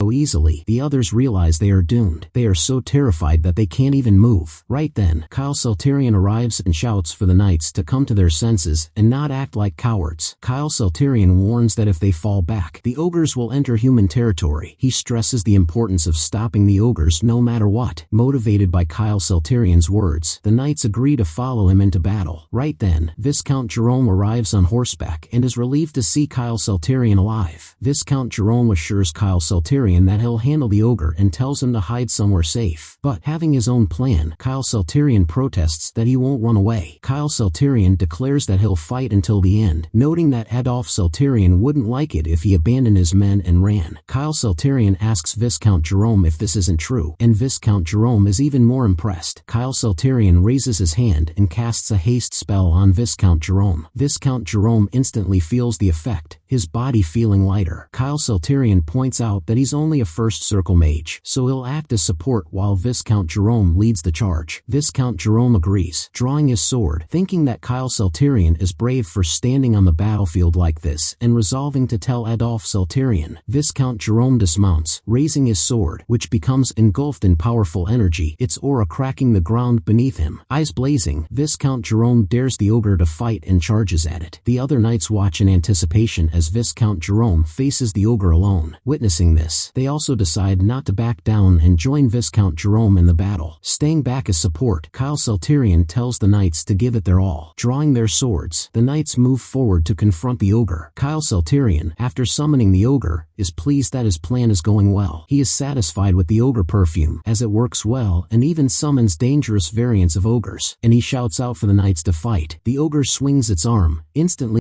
one of the knights charging at it. Letting out a battle cry, Viscount Jerome runs at the ogre, his glowing sword raised before him. He bellows that he is a match for the ogre and calls it toward him. Already half covered in blood, the ogre turns its head to look at Viscount Jerome. Right then, Viscount Jerome swings his sword and strikes the ogre from behind before it can react. Seeing Viscount Jerome fight so valiantly, the other knights watch while holding their breath. Now, half of the knights out of those 12 in the subjugation party are already gone. A scared-looking knight, trembling in fear, notes that the ogre is too strong and they might not survive. Kyle Celterion, who planned all this, wants exactly this: all the knights dead. These vermin knights are tainted by darkness, so they deserve no less than death, which the ogre will deliver. Viscount Jerome is struggling to even hurt the ogre. Noticing that out of the 12 knights, only 3 remain, he begins doubting if they can actually win. Clutching his sword tight, he wonders if he should use his last resort. However, he isn't sure, as he has gained the power of darkness and become much stronger, but Adolf had warned him that if he unleashed that power fully, he wouldn't be able to return to his original form. Adolf had told him that if that happened, Viscount Jerome would become a monster without humanity, so he should never unleash that power recklessly. Now, in a life and death situation, Viscount Jerome has no choice but to take that path. The only way he can defeat the ogre, even if it means going on a rampage. The ogre is still standing tall, unhurt, so Viscount Jerome thinks going on a never-ending rampage is better than dying. Right then, a massive bolt of lightning descends from the sky upon the ogre, startling Viscount Jerome. He realizes Kyle Celterion just used his magic to attack the ogre. Looking down from the nearby cliff, Kyle Celterion states he will provide magical protection and tells Viscount Jerome to delve deeper into the battle. Now, much relieved, Viscount Jerome feels confident that with Kyle Celterion's help, they might win. So, he decides to delay going berserk and wait for the right moment. Kyle Celterion uses the mental cleaning spell on all the people there. Affected by the spell, Viscount Jerome and the other people feel a surge of energy, their minds cleared. They now gain high morale and remind themselves that they are under the 5th Legion commanded by Adolf. Raising their weapons to charge once again at the ogre, one of the knights lunges forward and strikes the ogre's right head with a powerful blow. Meanwhile, Kyle Celterion, still standing on the cliff, watches the battle unfold below. He begins counting the remaining knights backward as they are killed one by one. The ogre turns here and there, searching for surviving knights. Spotting one trying to flee, it grabs that knight and smashes him against a nearby wall, right in front of Viscount Jerome's eyes. Now, only Viscount Jerome remains as Kyle Celterion's count reaches 1. Kyle Celterion's priority is eliminating the 12 knights empowered by Adolf, and now with 11 down, only Viscount Jerome is left. Looking around at his dead comrades, Viscount Jerome declares that their sacrifice won't be in vain, and he asks Kyle Celterion for another spell to help him finish off the ogre. Smirking, Kyle Celterion declares that it's time and raises his hand to cast a spell. Using the ensnare spell, Kyle Celterion causes numerous dark hands to emerge around Viscount Jerome, holding him from all sides. With this sudden event, Viscount Jerome is completely taken aback, realizing he can't move. He tries to free himself, groaning desperately while Kyle Celterion watches in silence. Kyle Celterion tells Viscount Jerome to keep his eyes forward. As Viscount Jerome remains immobile, the ogre approaches, ready to finish him off. Seeing the ogre right in front of him, Viscount Jerome tries his best to move but still can't. The ogre raises its massive hand to crush Viscount Jerome, prompting him to let out a terrified scream. The others watching in horror see Viscount Jerome get killed, their eyes widening in shock, sweat dripping from their faces. They can't believe even Viscount Jerome is gone. Now, they accept that they are all going to die,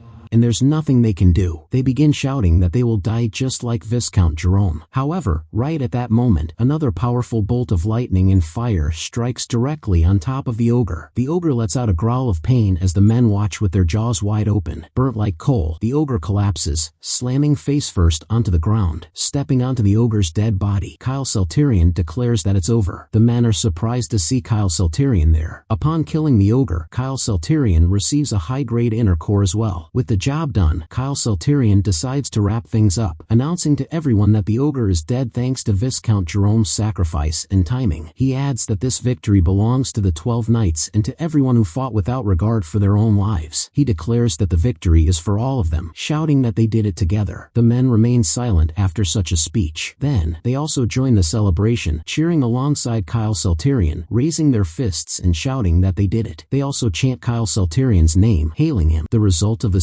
subjugation was successful and all the alive members returned back to the city. During the subjugation, the mutant two-headed ogre and a goblin den was wiped out. However, there were also significant losses. Many and some were injured. Once Kyle Salterian and the others reached the city gates, Adolf Salterian, waiting for them worriedly, asks Kyle if Viscount Jerome really died. Sounding sad and sorry, Kyle Salterian confirms that Viscount Jerome really did die while fighting a fierce mutant ogre. Adolf Salterian rushes towards the cart and pulls the white cloak off the body, receiving a shock. Seeing the lifeless body of Viscount Jerome laid on the cart, Adolf Salterian realizes he really died. He wonders if Viscount Jerome might not have got an opportunity to use the dark power, and he feels that losing him and the other knights is a huge blow, but he's also aware that there's nothing he can do about it now. Kyle Salterian fakes a cry, and Adolf Salterian turns to him and says he's relieved to see him return safely. Adolf Salterian also adds that defeating the ogre was Kyle Salterian's achievement, and he pats Kyle Salterian on his head and says he will inform their father so Kyle Salterian gets properly honored. Kyle Salterian gives a smile and thanks Adolf Salterian. Turning around, Adolf Salterian wipes the smile off his face, and as he walks back into the city, he is wearing a grim expression on his face. Meanwhile, Kyle Salterian is relieved that he successfully managed to deceive Adolf Salterian quite well. Later that night, back in his mansion, after relaying everything to Urgel and Leonhardt, Kyle Salterian notes that he killed 2 birds with 1 stone by defeating the 5th Legion, gaining recognition from Adolf Salterian, and obtaining the ogre's core. Leonhardt says though it was dangerous, he's glad Kyle Salterian returned safely. Kyle Salterian claims the mutant ogre wasn't a big deal and that he could have defeated it alone, but he was merely pretending to be weak. Leonhardt asks Kyle Salterian if he plans to join Adolf Salterian's side now, and what about Abel Salterian? With a smile, Kyle Salterian lets Padaki fly towards Urgel as he tells Leonhardt to just wait and watch what he does. Confidently, Kyle Salterian claims that Abel Salterian will come looking for him soon instead. A few days later, all high-ranking officials are gathered and seated at the table in Salterian's conference room. Adolf Salterian and Abel Salterian are both there as Remton Salterian tells the council that they will review the expedition results and decide on the distribution of the spoils. He also announces that they will discuss Kyle Salterian's contributions, which were crucial in defeating the mutant ogre. If anyone has objections, Remton Salterian suggests they speak up. Some of the members there are surprised to hear Kyle Salterian actually contributed while Adolf Salterian looks pleased. One man, Baron Hemington, addresses Remton Salterian and asks if it isn't exaggerated to say that Kyle Salterian also played a significant role in the expedition. Remton Salterian addresses Baron Hemington and asks what he means. Baron Hemington explains that though Remton Salterian cherishes his youngest son and wants to praise him, Kyle Salterian is still a first circle wizard who just learned magic. Moreover, he adds that, considering all the problems Kyle Salterian has caused in the past, to say he contributed to the expedition simply for joining it is too much. He also notes that it's hard to believe Kyle Salterian could have matured so much overnight. Putting his views forth, Baron Hemington turns to the other members there, seeking their approval. Having listened to all this criticism, Kyle Salterian agrees that the fat man doesn't hesitate to speak in front of him. Kyle Salterian then speaks up and tells Baron Hemington he should be experienced in fighting a mutant ogre in person before making any judgments. Kyle Salterian points out that then it would be a good talk. Giving a smile, Kyle Salterian admits fighting the ogre is not as easy as it sounds, and notes that if Baron Hemington experiences it, he will understand. Being called out directly, Baron Hemington tries to argue back, but Abel Salterian cuts him off. Addressing him, Abel Salterian points out that even senior high-level knights would struggle to defeat an ogre, and fighting a mutant ogre and returning alive is almost a miracle. Seeing Abel Salterian step in, Kyle is surprised as Abel remarks that Kyle is alive only because the knights sacrificed their lives to protect him. He also adds that the last blow that killed the ogre was Kyle Salterian's magic, as confirmed by the testimonies of the surviving knights. Being countered like this, Baron Hemington still tries to reason, but someone shouts out telling him it's enough. Adolf Salterian, who just shouted out, pounces angrily on the table and asks Baron Hemington how dare he criticize Kyle Salterian, the direct heir of the Marquis family. Adolf Salterian asks Baron Hemington if he is trying to overstep his bounds, and Baron Hemington, seeming scared, says he would never dare. Meanwhile, Kyle Salterian, seeing his brothers step up for him, is bewildered, finding it hard to see everyone praising him. Clearing his throat, Adolf Salterian turns to Remton Salterian and says he agrees that Kyle Salterian's achievement achievements should be evaluated properly. He confirms that the 5th Legion testified to Kyle's bravery in battle, and Remton Selterian declares that with both Abel and Adolf Selterian's approval, there's no denying Kyle's achievements. So as a reward, Remton Selterian declares that starting from today, all probation on Kyle Selterian will be lifted. Kyle Selterian looks super pleased as Remton Selterian notes that Kyle Selterian will be allowed free access to the main residence and permitted to go out. Remton Selterian also declares that the spoils of the ogre will be distributed based on contributions, so Kyle Selterian won't receive any spoils. With this, Remton Selterian dismisses the meeting, leaving Kyle Selterian not pleased as he won't get any spoils. Before Remton Selterian can leave, Kyle Selterian calls out to him, asking him to wait, and he asks if he's really not getting anything. Remton Selterian leans closer to Kyle Selterian and whispers that Kyle Selterian has already kept the ogre core. Realizing his father is aware of the core, Kyle Selterian is speechless, so he agrees not to take any spoils. As Kyle Selterian is about to leave, Adolf Selterian calls out to him from behind. Kyle Selterian turns to face Adolf Selterian as Adolf asks if he's realized that he kept his promise to inform their father of Kyle's achievements. Adolf Selterian also points out that he cares very much for Kyle Selterian. Abel Selterian watches from afar, seeing Kyle Selterian and Adolf Selterian engaged in conversation and both laughing. He admits that Kyle Selterian has really changed, and he decides that he will need to have a talk with Kyle Selterian. Abel Selterian goes to see Kyle Selterian over tea and, sitting before him, tells him he has a trivial skill. He also notes that Kyle Selterian is the first one to hear about it, and not even their father knows about that. Sitting across the table, Kyle Selterian smiles and thinks it's crazy that Abel is suddenly sharing secrets with him. He had been anticipating for a while for Abel Selterian to find him, and now that time has come. After the previous meeting, Abel Selterian had called Kyle Selterian aside and praised him for his great performance in the battle. Abel Selterian praised Kyle Selterian for successfully handling a real fight, calling him a respectable wizard, but Kyle noted that he's still a first circle, meaning he has a long way to go. Abel Selterian asked Kyle if he had time to chat before dinner, as he wanted to hear the details of Kyle's achievements in the expedition. Kyle Selterian had smiled and agreed to chat with Abel Selterian, telling him to visit anytime. So right now, based on that conversation, Abel Selterian has come to visit Kyle Selterian. Kyle Selterian was suspicious from the start that Abel Selterian had a different motive, but now, seeing him reveal secrets, Kyle Selterian is indeed taken aback. Anyway, Kyle Selterian is certain Abel Selterian's ultimate goal is to recruit him and strengthen his position to overcome the Selterian Marquis rebellion created by Adolf Selterian. Kyle Selterian knows that he can only survive in this game with the support of the Selterian Marquis family, so he has to choose his words carefully. So he tells Abel Selterian that if he's about to relay a secret their father doesn't even know, it would be better if he doesn't either. Abel Selterian asks Kyle Selterian if he doesn't want to hear it, and Kyle Selterian says it's not like that. Kyle Selterian points out that he's just scared of what Abel Selterian might want from him after revealing such a big secret. Hearing this from Kyle Selterian, Abel Selterian remains silent and says that's mean of Kyle Selterian, and he asks how Kyle Selterian can think he would want something from his brother. Giving a nervous smile, Kyle Selterian exclaims that it's as expected of Abel Selterian, and then placing the cup down, suggests they become straightforward now. Kyle Selterian then reveals that, though he is by Adolf Selterian's side currently, he doesn't support him in any way. However, Kyle Selterian also makes it clear that he's also not planning to join Abel Selterian's side either. It's nighttime, and what looks like a training area, set with dummy targets and weapons, sits in eternal darkness. The maid, Daisy, is there, apparently watching something. The air is filled with swooshing and slashing noises as Adolf Selterian, his eyes bloodlust, is cutting through the training dummies, as if releasing all his anger. Chopped in half, the training dummy rolls onto the ground and stops before Daisy's feet. Adolf Selterian asks if Abel Selterian visited Kyle Selterian, which Daisy confirms. Taking a towel, Adolf Selterian says he is aware of what Abel Selterian must have told Kyle Selterian, and as he wipes the sweat off his face, he reveals he had his eyes on Kyle Selterian first. He also notes that if Kyle Selterian joins Abel Selterian's side, he will have Kyle Selterian poisoned or something, and for that, he claims he placed Daisy there, though in an unsure tone. Daisy agrees to Adolf Selterian's instructions. Meanwhile, back inside the mansion, Abel Selterian and Kyle Selterian are continuing their chat. Abel Selterian asks Kyle Selterian if he wants to hear the reason why he is revealing his secrets. Abel Selterian is right about to say the reason when suddenly Kyle Selterian shouts out that Abel Selterian is kind. Abel Selterian is taken aback at being called kind. Kyle Selterian activates insight and tries to learn more of Abel Saltarian's talents and traits, but the system is unable to do so. However, Kyle Saltarian does notice that Abel Saltarian's favorability for him is 0. Covering his face, Kyle Saltarian starts shouting that Abel Saltarian is a really good person, making Abel uncomfortable and confused about Kyle's behavior. Abel Saltarian thanks Kyle for considering him a good person and apologizes for not being there for him as a big brother in the past. Kyle Saltarian assures Abel not to apologize, claiming that if he had a younger brother like himself, he would have buried him, so he's glad Abel hasn't done that to him. Not sure what to make of Kyle Saltarian's comments, Abel Saltarian smiles and notes that Kyle Saltarian is really good at making jokes. Abel Saltarian admits that if he had known Kyle Saltarian was such a witty younger sibling, he would have connected with him sooner. Saying so, Abel Saltarian gets to the point and informs Kyle Saltarian that he can offer him everything that Adolf Saltarian promised, maybe even better. He then asks Kyle Saltarian if there's any room for consideration, and Kyle Saltarian says he's just indulging the kind-hearted eldest brother. Kyle Saltarian points out that Abel Saltarian would not simply try to kill him for joining the other side, but notes that Adolf Saltarian is different with a cruel nature. Kyle Saltarian admits that if he became a hindrance to Adolf Saltarian, Adolf would use any means necessary to remove him from his path. Since he's still a first circle wizard, Kyle Saltarian says he lacks the strength to protect himself, so if Adolf Saltarian targets him, he will be in trouble. Hearing this, Abel Saltarian remains silent. Then he says that Kyle Saltarian is the only one in this family who has given such an extreme assessment of Adolf Saltarian. Kyle Saltarian notes that Abel Saltarian didn't refute his evaluation and asks if he agrees with the opinions he gave. Abel Saltarian firmly agrees he agrees with Kyle Saltarian's thoughts. Then Abel Saltarian suggests they go back to the first thing he said, and he reveals that his secret, the trivial skill he has, is good intuition. Abel Saltarian explains that since he was young, he always had a bad feeling before something bad happened, and following that intuition helped him avoid it. He adds that as the succession ceremony is approaching, his bad premonitions are growing stronger, and he senses a dangerous aura from Adolf Saltarian. Kyle Saltarian, who knows the future from having played this game, thinks to himself that Abel Saltarian is actually correct. Such intuition is a low-level form of precognition, and since Abel Saltarian can also detect dark powers as well, it's surprising, as he didn't have such abilities in the game. So Kyle Saltarian wonders if it could be that when he entered the game, he caused something to stir, and it made other NPCs undergo changes they didn't have before. Abel Saltarian points out that Adolf Saltarian is still his biological brother and the second direct heir to the Marquis family, so he wants to keep Adolf in check. For this very reason, Abel Saltarian claims he kept this a secret. Kyle Saltarian says that the day Adolf Saltarian becomes the successor, the Saltarian Marquis family will be doomed. He also claims that everyone, including himself, won't be safe. Hearing this, Abel Saltarian is surprised that Kyle Saltarian actually believes him, so he asks what Kyle Saltarian is planning to do. Kyle Saltarian reveals he will join Adolf Saltarian's side and keep an eye on him, and when he has his guard down, strike him hard. Abel Saltarian asks Kyle if he plans to strike Adolf Saltarian from behind, and Kyle replies that if Abel helps him, they can easily bring Adolf down. Saying so, Kyle Saltarian extends his hand towards Abel Saltarian, asking if he will help him. Abel Saltarian thinks for a moment and says, as the eldest brother, he can't refuse Kyle Saltarian's request and agrees to support him. However, Kyle Saltarian sets a condition that Abel Saltarian has to do something for him first.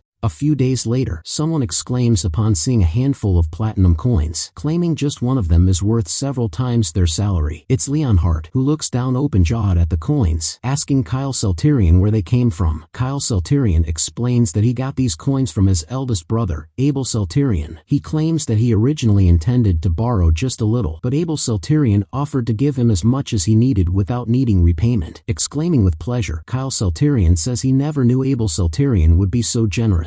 Leonhardt's eyes catch something, a crystal ball of some kind, and he asks about it. Kyle Saltarian says it's a personal communicator that allows him to contact Abel Saltarian. Leonhardt mentions that these communicators are really expensive, probably more than this mansion, to which Kyle Saltarian claims he is aware. Kyle Saltarian points out that this communicator is a simplified version, which can only be used to communicate with Abel Saltarian. Leonhardt remains silent for a few seconds and says things must have gone well with Abel Saltarian, to which which Kyle Selterian affirms, noting that Abel Selterian is very kind. Kyle Selterian then extends the pouch of coins to Leonhardt, telling him to hold on to it for later use. Leonhardt asks Kyle Selterian why he needs this much money since the workshop is already finished. Kyle Selterian says that he is going to make more money, and this will be his investment fund. Raising her staff with her eyes closed, Urgel commands the light to gather at the tip of her staff and brighten the surroundings. But instead of the staff lighting up, Padaki, the light spirit, begins glowing intensely, startling Urgel. She notes that she was trying to make the staff glow and asks why the spirit is glowing. Seeing Padaki sitting on Kyle Selterian's head, Urgel commands it to come to her, but Kyle Selterian assures her it's fine. Watching Kyle Selterian and Urgel fooling around, Leonhardt looks fed up. He asks Kyle Selterian why they are in a dungeon right now. Kyle Selterian says they are inside the dungeon because they walked into it, prompting Leonhardt to say that's not what he meant. He notes that they left the house saying they were visiting in Phelim, the neighboring estate, and after seeing the dungeon's entrance, they stopped on the way and entered it. Kyle Selterian says that because they noticed the dungeon on the way, he thought they could stop by and investigate. Sighing, Leonhardt suggests they get out of the dungeon now, as this isn't a place they should be in, but Kyle Selterian says they will explore it. Leonhardt warns that this dungeon is dangerous. He suggests Kyle Selterian think about the way they came and the monsters that were swarming at the entrance of the cave. Leonhardt reminds Kyle Selterian that the further in they go, the fewer monsters they encounter. This means, as Leonhardt claims, there must be a powerful boss deeper inside that the other monsters are avoiding. Leonhardt also points out that although he's been able to handle the monsters so far, they can't be sure how powerful the boss will be, so it's better to turn back. Kyle Selterian reveals that he is indeed targeting that boss. Shocked, Leonhardt calls out Kyle for lying to the house about visiting in Phelim, to which Kyle admits they were never going there. Kyle Selterian explains that he knew there was a dungeon on the way, so he headed in this direction. He also points out that if he had said they were going to a dungeon, the house wouldn't have given him permission, or else many knights would have accompanied them. Not just that, Adolf Selterian's spies would have followed them, and even Abel Selterian would have sent someone to help Kyle Selterian, which would have caused chaos. On top of all this, Kyle Selterian mentions that there's also an issue with Urgel. The spirit magic training Urgel is going through has to be a secret, and with more people, this could be exposed. And the main problem, Kyle Selterian says, is that with many people, the loot would have to be shared, meaning he would get less of it. Leonhardt notes that with just the three of them, it's reckless. Urgel has just begun her training. He's only a single knight, and while Kyle has reached the second circle, he's still an amateur. Turning his eyes to Leonhardt, Kyle Selterian assures him that just because he acts weak at home doesn't make him powerless. He also reminds Leonhardt that he saw the power of his magic a while ago, which is very different from regular magic. Leonhardt is lost for words as Kyle Selterian assures him the three of them are strong enough. They have Leonhardt, a tank, Urgel, a healer, and Kyle Selterian himself, a damage dealer, the perfect lineup. Kyle Selterian tells Leonhardt that he is strong enough and will only get stronger from here. Saying this, Kyle Selterian gives Leonhardt the choice to watch carefully and decide to whom he will be loyal, Kyle Selterian or his father, Remtun Selterian. Kyle Selterian adds that a knight with two masters isn't good, and says he wants a knight who is loyal to him alone. Leonhardt clenches tightly onto his sword and tries to say something, but no words come out. Kyle Selterian knows that Leonhardt is currently following his father's orders to guard him, meaning that despite Leonhardt's loyalty to him, his true allegiance lies with Remtun Selterian. To truly win over this rigid and loyal knight, simply showing his abilities won't be enough, and forcing his loyalty would only backfire. The fact that Leonhardt is hesitating right now is enough for Kyle Selterian, and he decides to wait when Leonhardt will truly recognize him and be loyal only to him as his impenetrable shield. After walking for quite a while inside the dungeon, Kyle Selterian and the two others finally reach the place where the master of the dungeon resides. It's the boss room. Sitting on the other side of the room, with a large hammer, stern body, and terrifying aura, is a minotaur in its sanctuary. Feeling intimidated by the minotaur, Urgel exclaims that it's huge. In the fantasy defense game, this dungeon used to be popular among beginners for farming, as there were no traps, the path was short, and there were few monsters, and most importantly, the rewards given were also very generous compared to its difficulty. Knowing what the treasures are, Kyle Selterian was never ready to share them with anyone, which is why he came alone. Leonhardt claims that this minotaur is said to be 3 times stronger than an ogre, and though it lacks magic, its brute strength is enough. Kyle Selterian begins planning, instructing Leonhardt to take the front line and get the minotaur's attention while he casts a shield to increase Leonhardt's defense. With Leonhardt's sword energy and his shield combined, Kyle Selterian's is confident Leonhardt can tank the minotaur's attacks. However, Kyle Salterian also warns Leonhardt to watch out when the Minotaur charges like a bull and starts a whirlwind attack. Dodging it is a must. The plan is for Leonhardt to lure the Minotaur to the outer edges, dodging as much as possible, and once the whirlwind stops, they can counterattack while it's exhausted. Listening to this plan, Leonhardt says he understands as Kyle Salterian tells Urgel to cast buffs on him and Leonhardt before the fight. Kyle Salterian assures Urgel she can hide and cast spells since it's her first battle, but Urgel disagrees, saying she didn't learn magic just to hide. Filled with confidence, she declares that she wants to help Kyle Salterian and show the results of her training. Looking at Urgel, Kyle Salterian smiles and says it's fine if she wants to help, but he also tells her not to overdo it and to keep her distance to avoid getting caught in the fight. He reminds her that she's the party healer and her most important role is, she finishes his sentence, saying it's to protect Kyle Salterian. Kyle Salterian corrects her, saying her most important role is to stay alive. He points out that as long as Urgel doesn't fall, they will always have a chance, and both his and Leonhardt's lives are in her hands. Patting her shoulders, Kyle Salterian tells her to keep herself safe as her top priority. Realizing the importance of her task, Urgel mutters that she understands, her cheeks going a little red. Meanwhile, Leonhardt, standing still and hearing all of Kyle Salterian's talk, remembers that this dungeon's location should have been unknown. Not only that, but the importance of a healer in battle, and even the strategy to defeat the Minotaur, are things one learns through real experience. So how does Kyle Salterian, who has been confined to the estate all his life, know this? So he tells Kyle Salterian he seems very familiar with dungeon strategies. Leonhardt points out that as far as he knows, this should be Kyle Salterian's first time in a dungeon, and Kyle Salterian now realizes he may have said too much. Trying to sound less suspicious, Kyle quickly claims he learned these strategies from a subjugation party, but Leonhardt, still unconvinced, asks how Kyle knew about the Minotaur's attack patterns. Unable to come up with good reasons, Kyle Salterian stutters, wondering why Leonhardt is asking so many questions. He becomes terrified, fearing that Leonhardt might know he's not the real Kyle Salterian. He imagines a scenario where Leonhardt tells everyone that he is an imposter, leading to his arrest. In his vision, Kyle Salterian sees himself tied up, with Leonhardt, Abel Salterian, and Adolf Salterian standing over him, ready to punish him. Scared beyond his wits, Kyle Salterian lets out a horrified scream. He doesn't want Leonhardt to discover he's an imposter, so he claims he learned about the Minotaur from a book he read. Leonhardt is still not satisfied with the explanation, so Kyle Salterian adds that he did spend a lot of time in the library, reading many books. He claims that during that time, he secretly read some military strategy books as well. Leonhardt stays silent for a moment, then smiles, finally buying Kyle Salterian's lie. Leaning down, Leonhardt praises Kyle Salterian for studying so hard and says he's impressed. Leonhardt also notes that Remton Salterian will be proud of Kyle Salterian for how much he's grown, and Urgel adds that Kyle Salterian is always cool. Relieved to have gotten out of the situation, Kyle Salterian notices that Urgel and Leonhardt's affection toward him has increased. Kyle Salterian now decides to be more careful and come up with good excuses for why he knows so much about this world in the future. Ready for the fight with the Minotaur, Urgel raises her staff and begins buffing Kyle Salterian and Leonhardt. She uses Light's empowerment and Light's healing. Hit by these spells, Kyle Salterian instantly feels his health and defense increase by 30%. He praises Urgel, saying the effect of her buffs is much stronger than before, causing her to blush. Now fully buffed, they turn to face the Minotaur, ready for battle. Meanwhile, the Minotaur is still resting at the other end of the hall. Kyle Salterian instructs Leonhardt to charge, and Leonhardt draws his blade and sprints toward the Minotaur. At full speed, Leonhardt charges straight at the Minotaur. Sensing Leonhardt, the Minotaur snaps its glowing eyes open and swings its hammer to block the attack. The Minotaur now stands up to its full height, towering over Leonhardt. Leonhardt notes that with Kyle Salterian's shield and Urgel's buffs, his body feels completely different. He feels sturdier and much lighter than before. The Minotaur bellows, asking who dares disturb its slumber and try to steal its treasure. It roars that it won't forgive anyone who dares to take its treasure when suddenly an attack hits it right in the face. Angered even more, the Minotaur demands to know what just happened. Kyle Salterian, having launched a magical attack at the Minotaur, smirks. He tells the Minotaur that they are dungeon thieves. Then he fires more attacks at the Minotaur, who blocks them with its massive hammer. Snarling in rage, the Minotaur tries to search for Leonhardt, but suddenly Leonhardt strikes it by surprise, making it bleed. Kyle Salterian mocks the Minotaur, telling it not to lose focus. Confidently, Kyle Salterian adds that his knight is very capable. The Minotaur gives a loud roar of pain as Leonhardt's sword strikes its shoulder, leaving a small cut. Kyle Salterian mocks the Minotaur, telling it not to get distracted, pointing out that his knight is very competent. The Minotaur bellows that this is unbelievable. It raises its hammer high, cursing Leonhardt and vowing to crush him. The Minotaur shouts that anyone aiming for its treasure will not leave alive, as it prepares to swing the hammer. Reacting quickly, Kyle Salterian uses a spell to summon a barrier above Leonhardt's head, blocking the hammer swung by the Minotaur. The Minotaur is shocked, seeing its full power attack blocked. Leonhardt struggles to hold onto his sword, overwhelmed by the Minotaur's strength. He admits that the Minotaur has tremendous power, and without Kyle's timely shield, his arm would have been broken. Leonhardt acknowledges that Kyle uses magic as if he already knows the next move, making the battle smooth. Not only that, but Leonhardt is confident Kyle Salterian is in complete control of the battle, with an innate sense of timing. Kyle Salterian shouts at Leonhardt to move and casts the ensnare spell on the Minotaur. The Minotaur realizes it can't move due to the spell. Kyle raises his hand, preparing another spell, using magic missile to shoot arrow-shaped lights at the Minotaur. The missiles bombard the Minotaur from behind, causing it to fall to its knees. Leonhardt, standing behind Kyle, asks if the Minotaur is defeated. Kyle remains silent as the Minotaur groans, stating that its impressive humans pushed it this far. However, the Minotaur declares it is over and begins its ultimate move, spinning with its hammer. The Minotaur, spinning like a tornado, lunges toward Kyle and the others. Recognizing the whirlwind attack, Kyle immediately gets on guard, and he instructs Leonhardt to keep the aggro and lead the Minotaur to the outskirts, as planned. Urgel buffs Leonhardt as he sprints toward the Minotaur, agreeing with the plan. Leonhardt uses all his might and throws his sword at the Minotaur. The sword strikes the Minotaur's neck but bounces off. Seeing who attacked it, the Minotaur turns sideways and begins chasing Leonhardt, who runs away. Meanwhile, Kyle Salterian and Urgel, safely hidden, watch Leonhardt in action. Kyle begins counting down from 30. Earlier, Kyle and Leonhardt had discussed this strategy, with Kyle explaining the Minotaur's ultimate attack. Kyle told Leonhardt that the Minotaur would become exhausted and vulnerable after this attack, and they should strike then. Kyle continues counting down, knowing that only 5 seconds remain. The countdown goes 5, 4, 3, while Leonhardt keeps running with the Minotaur chasing him. The Minotaur roars loudly with 2 seconds left. Leonhardt puts all his effort into running as the countdown reaches 1. The Minotaur finally ceases its ultimate attack and looks exhausted, stopping in its tracks. Right then, all the buffs on Leonhardt expire. As the Minotaur stops moving, Leonhardt notices the buffs expiring and wonders if Kyle timed this perfectly or what is a coincidence. With the Minotaur vulnerable, Kyle gets ready to counterattack, summoning numerous ice shards. Kyle notes that this is the key to unlocking ability limits, calling it true magic. Swinging his arm, Kyle makes the ice shards combine into a large ice lance that bombards the Minotaur. Finally defeated, the Minotaur vanishes into thin air. Urgel raises her hands toward the small cut on Leonhardt's hand, healing it instantly. Flexing his arm, Leonhardt thanks Urgel for healing him. Meanwhile, Kyle shouts excitedly, eager to see the treasure. He runs to the large chest, hugging it, and exclaims how beautiful it is. Wanting to see what's inside, Kyle uses insight to analyze the chest. One item is the Sword of the Rhino, an artifact made from rhino bones that increases the user's strength and durability, which Kyle thinks is perfect for Leonhardt. Another item is a jewels necklace, with blessings and spells for spiritists, which Kyle suggests Urgel use. Kyle continues searching the items, clearly looking for something specific, and moments later, he finds it. It is the Staff of Bravery, a powerful staff that allows faster magic casting and can store up to 3 spells without mana consumption. In fantasy defense, Kyle notes that getting this staff from the Minotaur dungeon is essential, as it can be used until higher magic circles are reached. Hugging the staff excitedly, Kyle remarks that he won't need to worry about weapons for a while Leonhardt examines his sword. Leonhardt agrees that the sword is indeed remarkable and understands why the Minotaur guarded such rare treasures. However, he feels unworthy of receiving such a valuable treasure. He recalls when Kyle Salterian had asked him whether his loyalty belonged to Kyle or his father, a question Leonhardt couldn't answer. Urgel expresses guilt, feeling like she only takes from Kyle without giving anything back. She claims that if she accepts these treasures, she won't be able to repay Kyle, but Kyle reassures her that she has already helped a lot. Leonhardt also expresses doubt, saying the sword is too valuable for him to use. Sighing at their concerns, Kyle tells them that giving them equipment is not just a reward. Kyle emphasizes that these items will make them stronger, and they don't have much time. He adds that becoming stronger is essential for their survival. Kyle acknowledges that receiving high-grade dungeon rewards usually means reporting them to the family, but he doesn't want to report these. He tells Leonhardt and Urgel that they are the only ones he trusts, and he wants them to take the items and grow stronger. Kyle claims that being strong is the only way to survive, especially with the impending darkness over the House of Selterian. Explaining this, Kyle asks Leonhardt and Urgel if they are ready to accept the items. Leonhardt and Urgel exchange a glance, then agree to take the items, thanking Kyle. With everything settled, Kyle suggests they head to Enphelum. A few days later at the granary region of Enphelum, someone's surprised voice booms out, asking what is going on. It's Count Frantel Neyron, the Lord of Enphelum, and he is in shock as he pulls on his suit hastily after having heard someone from the Selterian Marquis has shown up. In a hurried tone, he asks who came, and the informant says he isn't sure but saw the arrivals carrying a symbol that only direct descendants of Selterian can have. Frantel Neyron hopes whoever came won't drag his estate into whatever mess they are in, as he had heard the successor candidates are like a storm waiting to break. The informant points out that it's an unwritten rule not to involve other houses in a successor dispute, and Frantel Neyron groans that he doesn't want anything to do with this headache. He then heads to the door to welcome the guests, looking super nervous as he constantly adjusts his suit. Opening the door, he happily asks the guests what brings them there without notice, saying he would have gone out to greet them if he had known. He then stops as he sees Kyle Selterian already seated at the table and eating sweets. Smiling back, Kyle Selterian greets Frantel Neyron and says it's nice to meet him, apologizing for intruding without notice. Frantel Neyron doesn't respond, as if he's just received a major shock, and he apparently has no idea who Kyle Selterian is. After Kyle Selterian introduces himself, Frantel Neyron gets shocked, asking if it's the same Kyle Selterian, that infamous fourth son. Seeing Kyle Selterian get disrespected, Leonhardt gets pissed off, but Kyle Selterian assures him it's fine. Taking the cup of tea, Kyle Selterian admits that he was indeed a big troublemaker up until recently. He also reveals that he has overcome Hermamu and is a changed person now. Frantel Neyron is surprised to hear Kyle Selterian overcame Hermamu and asks if that's true, which Kyle Selterian confirms, also saying he's been training in magic. Kyle Selterian adds that he's now just trying to contribute to his family. Frantel Neyron had heard that Kyle Selterian was a huge troublemaker, but now seeing Kyle Selterian in person, it appears those rumors were fake, as Kyle Selterian's eyes aren't dull nor ill-mannered. Plus, Kyle Selterian now has a desire to help his family, so Frantel Neyron's opinion regarding Kyle Selterian changes right then, and he returns a smile. He notes that it's good that a first-ever wizard has appeared from the swordsmanship-renowned family, and expresses confidence that the Selterian Marquis family's future is bright. Saying so, Frantel Neyron suggests they now get down to business. He mentions that it's unlikely Kyle Selterian emerged there without prior notice just to say hello. With a smile, Kyle Selterian once again apologizes for coming unnoticed and then points out that the Marquis is in a delicate situation due to the succession issue. The reason he came there, as Kyle Selterian mentions, is to purchase grain, as Enphelum is the largest granary in the north. Hearing this, Frantel Neyron is surprised, noting that they already have a regular deal with the Selterians to trade grain, so Kyle Selterian's affirmation that he wants to buy more for magic research purposes raises questions. Kyle Selterian says that he can't reveal the nature of the research yet, but this won't be a one-time deal, and he plans to make regular purchases from now on. He explains that Enphelum has had a good harvest for the past few years, and since they have excess grain, Kyle Selterian wants to buy the excess stock that's been hard to manage. As for the budget, Leonhardt opens a small chest, revealing the coins for the purchase. Seeing the platinum coins, Frantel Neyron's jaws open wide in shock, and then he says there are no issues in selling the excess grain, as they might eventually go to waste, and also agrees to not question Kyle Selterian about what they will be used for. Smiling brightly, Kyle Selterian thanks Frantel Neyron for his understanding. However, Frantel Neyron says he does want to know how Kyle Selterian got this amount of coins. He raises concern that Kyle Selterian might have stolen them, but Kyle Selterian assures Frantel Neyron there's nothing to worry about. He reveals the truth that his elder brother is funding this, prompting Frantel Neyron to ask if it's Abel Selterian. Kyle Selterian confirms it's Abel Selterian, as he doesn't have any other elder brother to call to. Now assured the money is clean, Frantel Neyron says that's okay. Frantel Neyron is aware that Abel Selterian is calm and composed, so it's good to deal with him rather than the scheming second son, Adolf Selterian. With this deal, Frantel Neyron hopes he will be able to maintain a good relationship with Abel Selterian in the future too, and so he agrees to sell the grain to Kyle Selterian. Speaking about the price, Kyle Selterian says he will start with 4 silver per sack, while Frantel Neyron says he needs 7 silver per sack. Kyle Salterian points out that 7 silver for old grain is a bit too much, prompting Frantel Neyron to say 6 silver, but Kyle Salterian reduces it to 4.5 silver. While those two are bargaining, Leonhardt remains silent and listens with interest. The discussion and bargaining go on for quite a while, such that morning turns to day, day to evening, and finally night. At the end, Kyle Salterian and Frantel Neyron both agree to settle at 5 silver per sack. A while later, Kyle Salterian goes to his room and lays down on his bed while Leonhardt, standing nearby, praises Kyle Salterian's bargaining skills. He asks if Kyle Salterian learned that from a book as well, and Kyle Salterian hurriedly affirms he did. But actually, Kyle Salterian had learned this skill while bargaining in online markets. Leonhardt then reminds Kyle Salterian he had said he came to Impelum to make money and asks if buying grains is part of that plan. Leonhardt notes that their estate has already secured enough stock to last a year, so selling the old grain won't be profitable. However, Kyle Salterian, who knows what calamity is about to befall having played the game, says he's just preparing in advance if anything happens. Though no one knows, a massive famine is on its way. According to the game's storyline, after Salterian's succession ceremony, an unprecedented weather anomaly will cause a massive famine. This will cause the grain prices to skyrocket, and even with money, many people won't be able to buy food, during which time people won't care if the grain is old or new. So for this very reason, Kyle Salterian is preparing, and since he can't tell the truth to Leonhardt, he wonders how else he can make Leonhardt believe. But Leonhardt says he understands and notes that since everything Kyle Salterian does is for a reason, he will trust him and not question further. Hearing such wise words from Leonhardt, Kyle Salterian is startled as right then the favorability of Leonhardt for him increases to 50. Kyle Salterian is shocked seeing this much favorability as he remembers when he first met Leonhardt, the favorability was in the negative. Kyle Salterian's eyes widen and sparkle as he continues staring at Leonhardt, creeping him out. At that moment, Urgel peeks in through the door, calling out for Kyle Salterian. She informs Kyle Salterian that Frantel Neyron wants to discuss something with him before dinner. So Kyle Salterian leaves his room and goes to see Frantel Neyron asking if he's looking for him. Frantel Neyron affirms he wanted to see Kyle Salterian to introduce him to someone. Kyle Salterian wonders who could it be that Frantel Neyron wants to introduce him to. The girl who was already in the room greets Kyle Salterian and says she is the daughter of Frantel Neyron. Startled at first, Kyle Salterian turns around to see the girl greeting him. The girl introduces herself as Iris Neyron.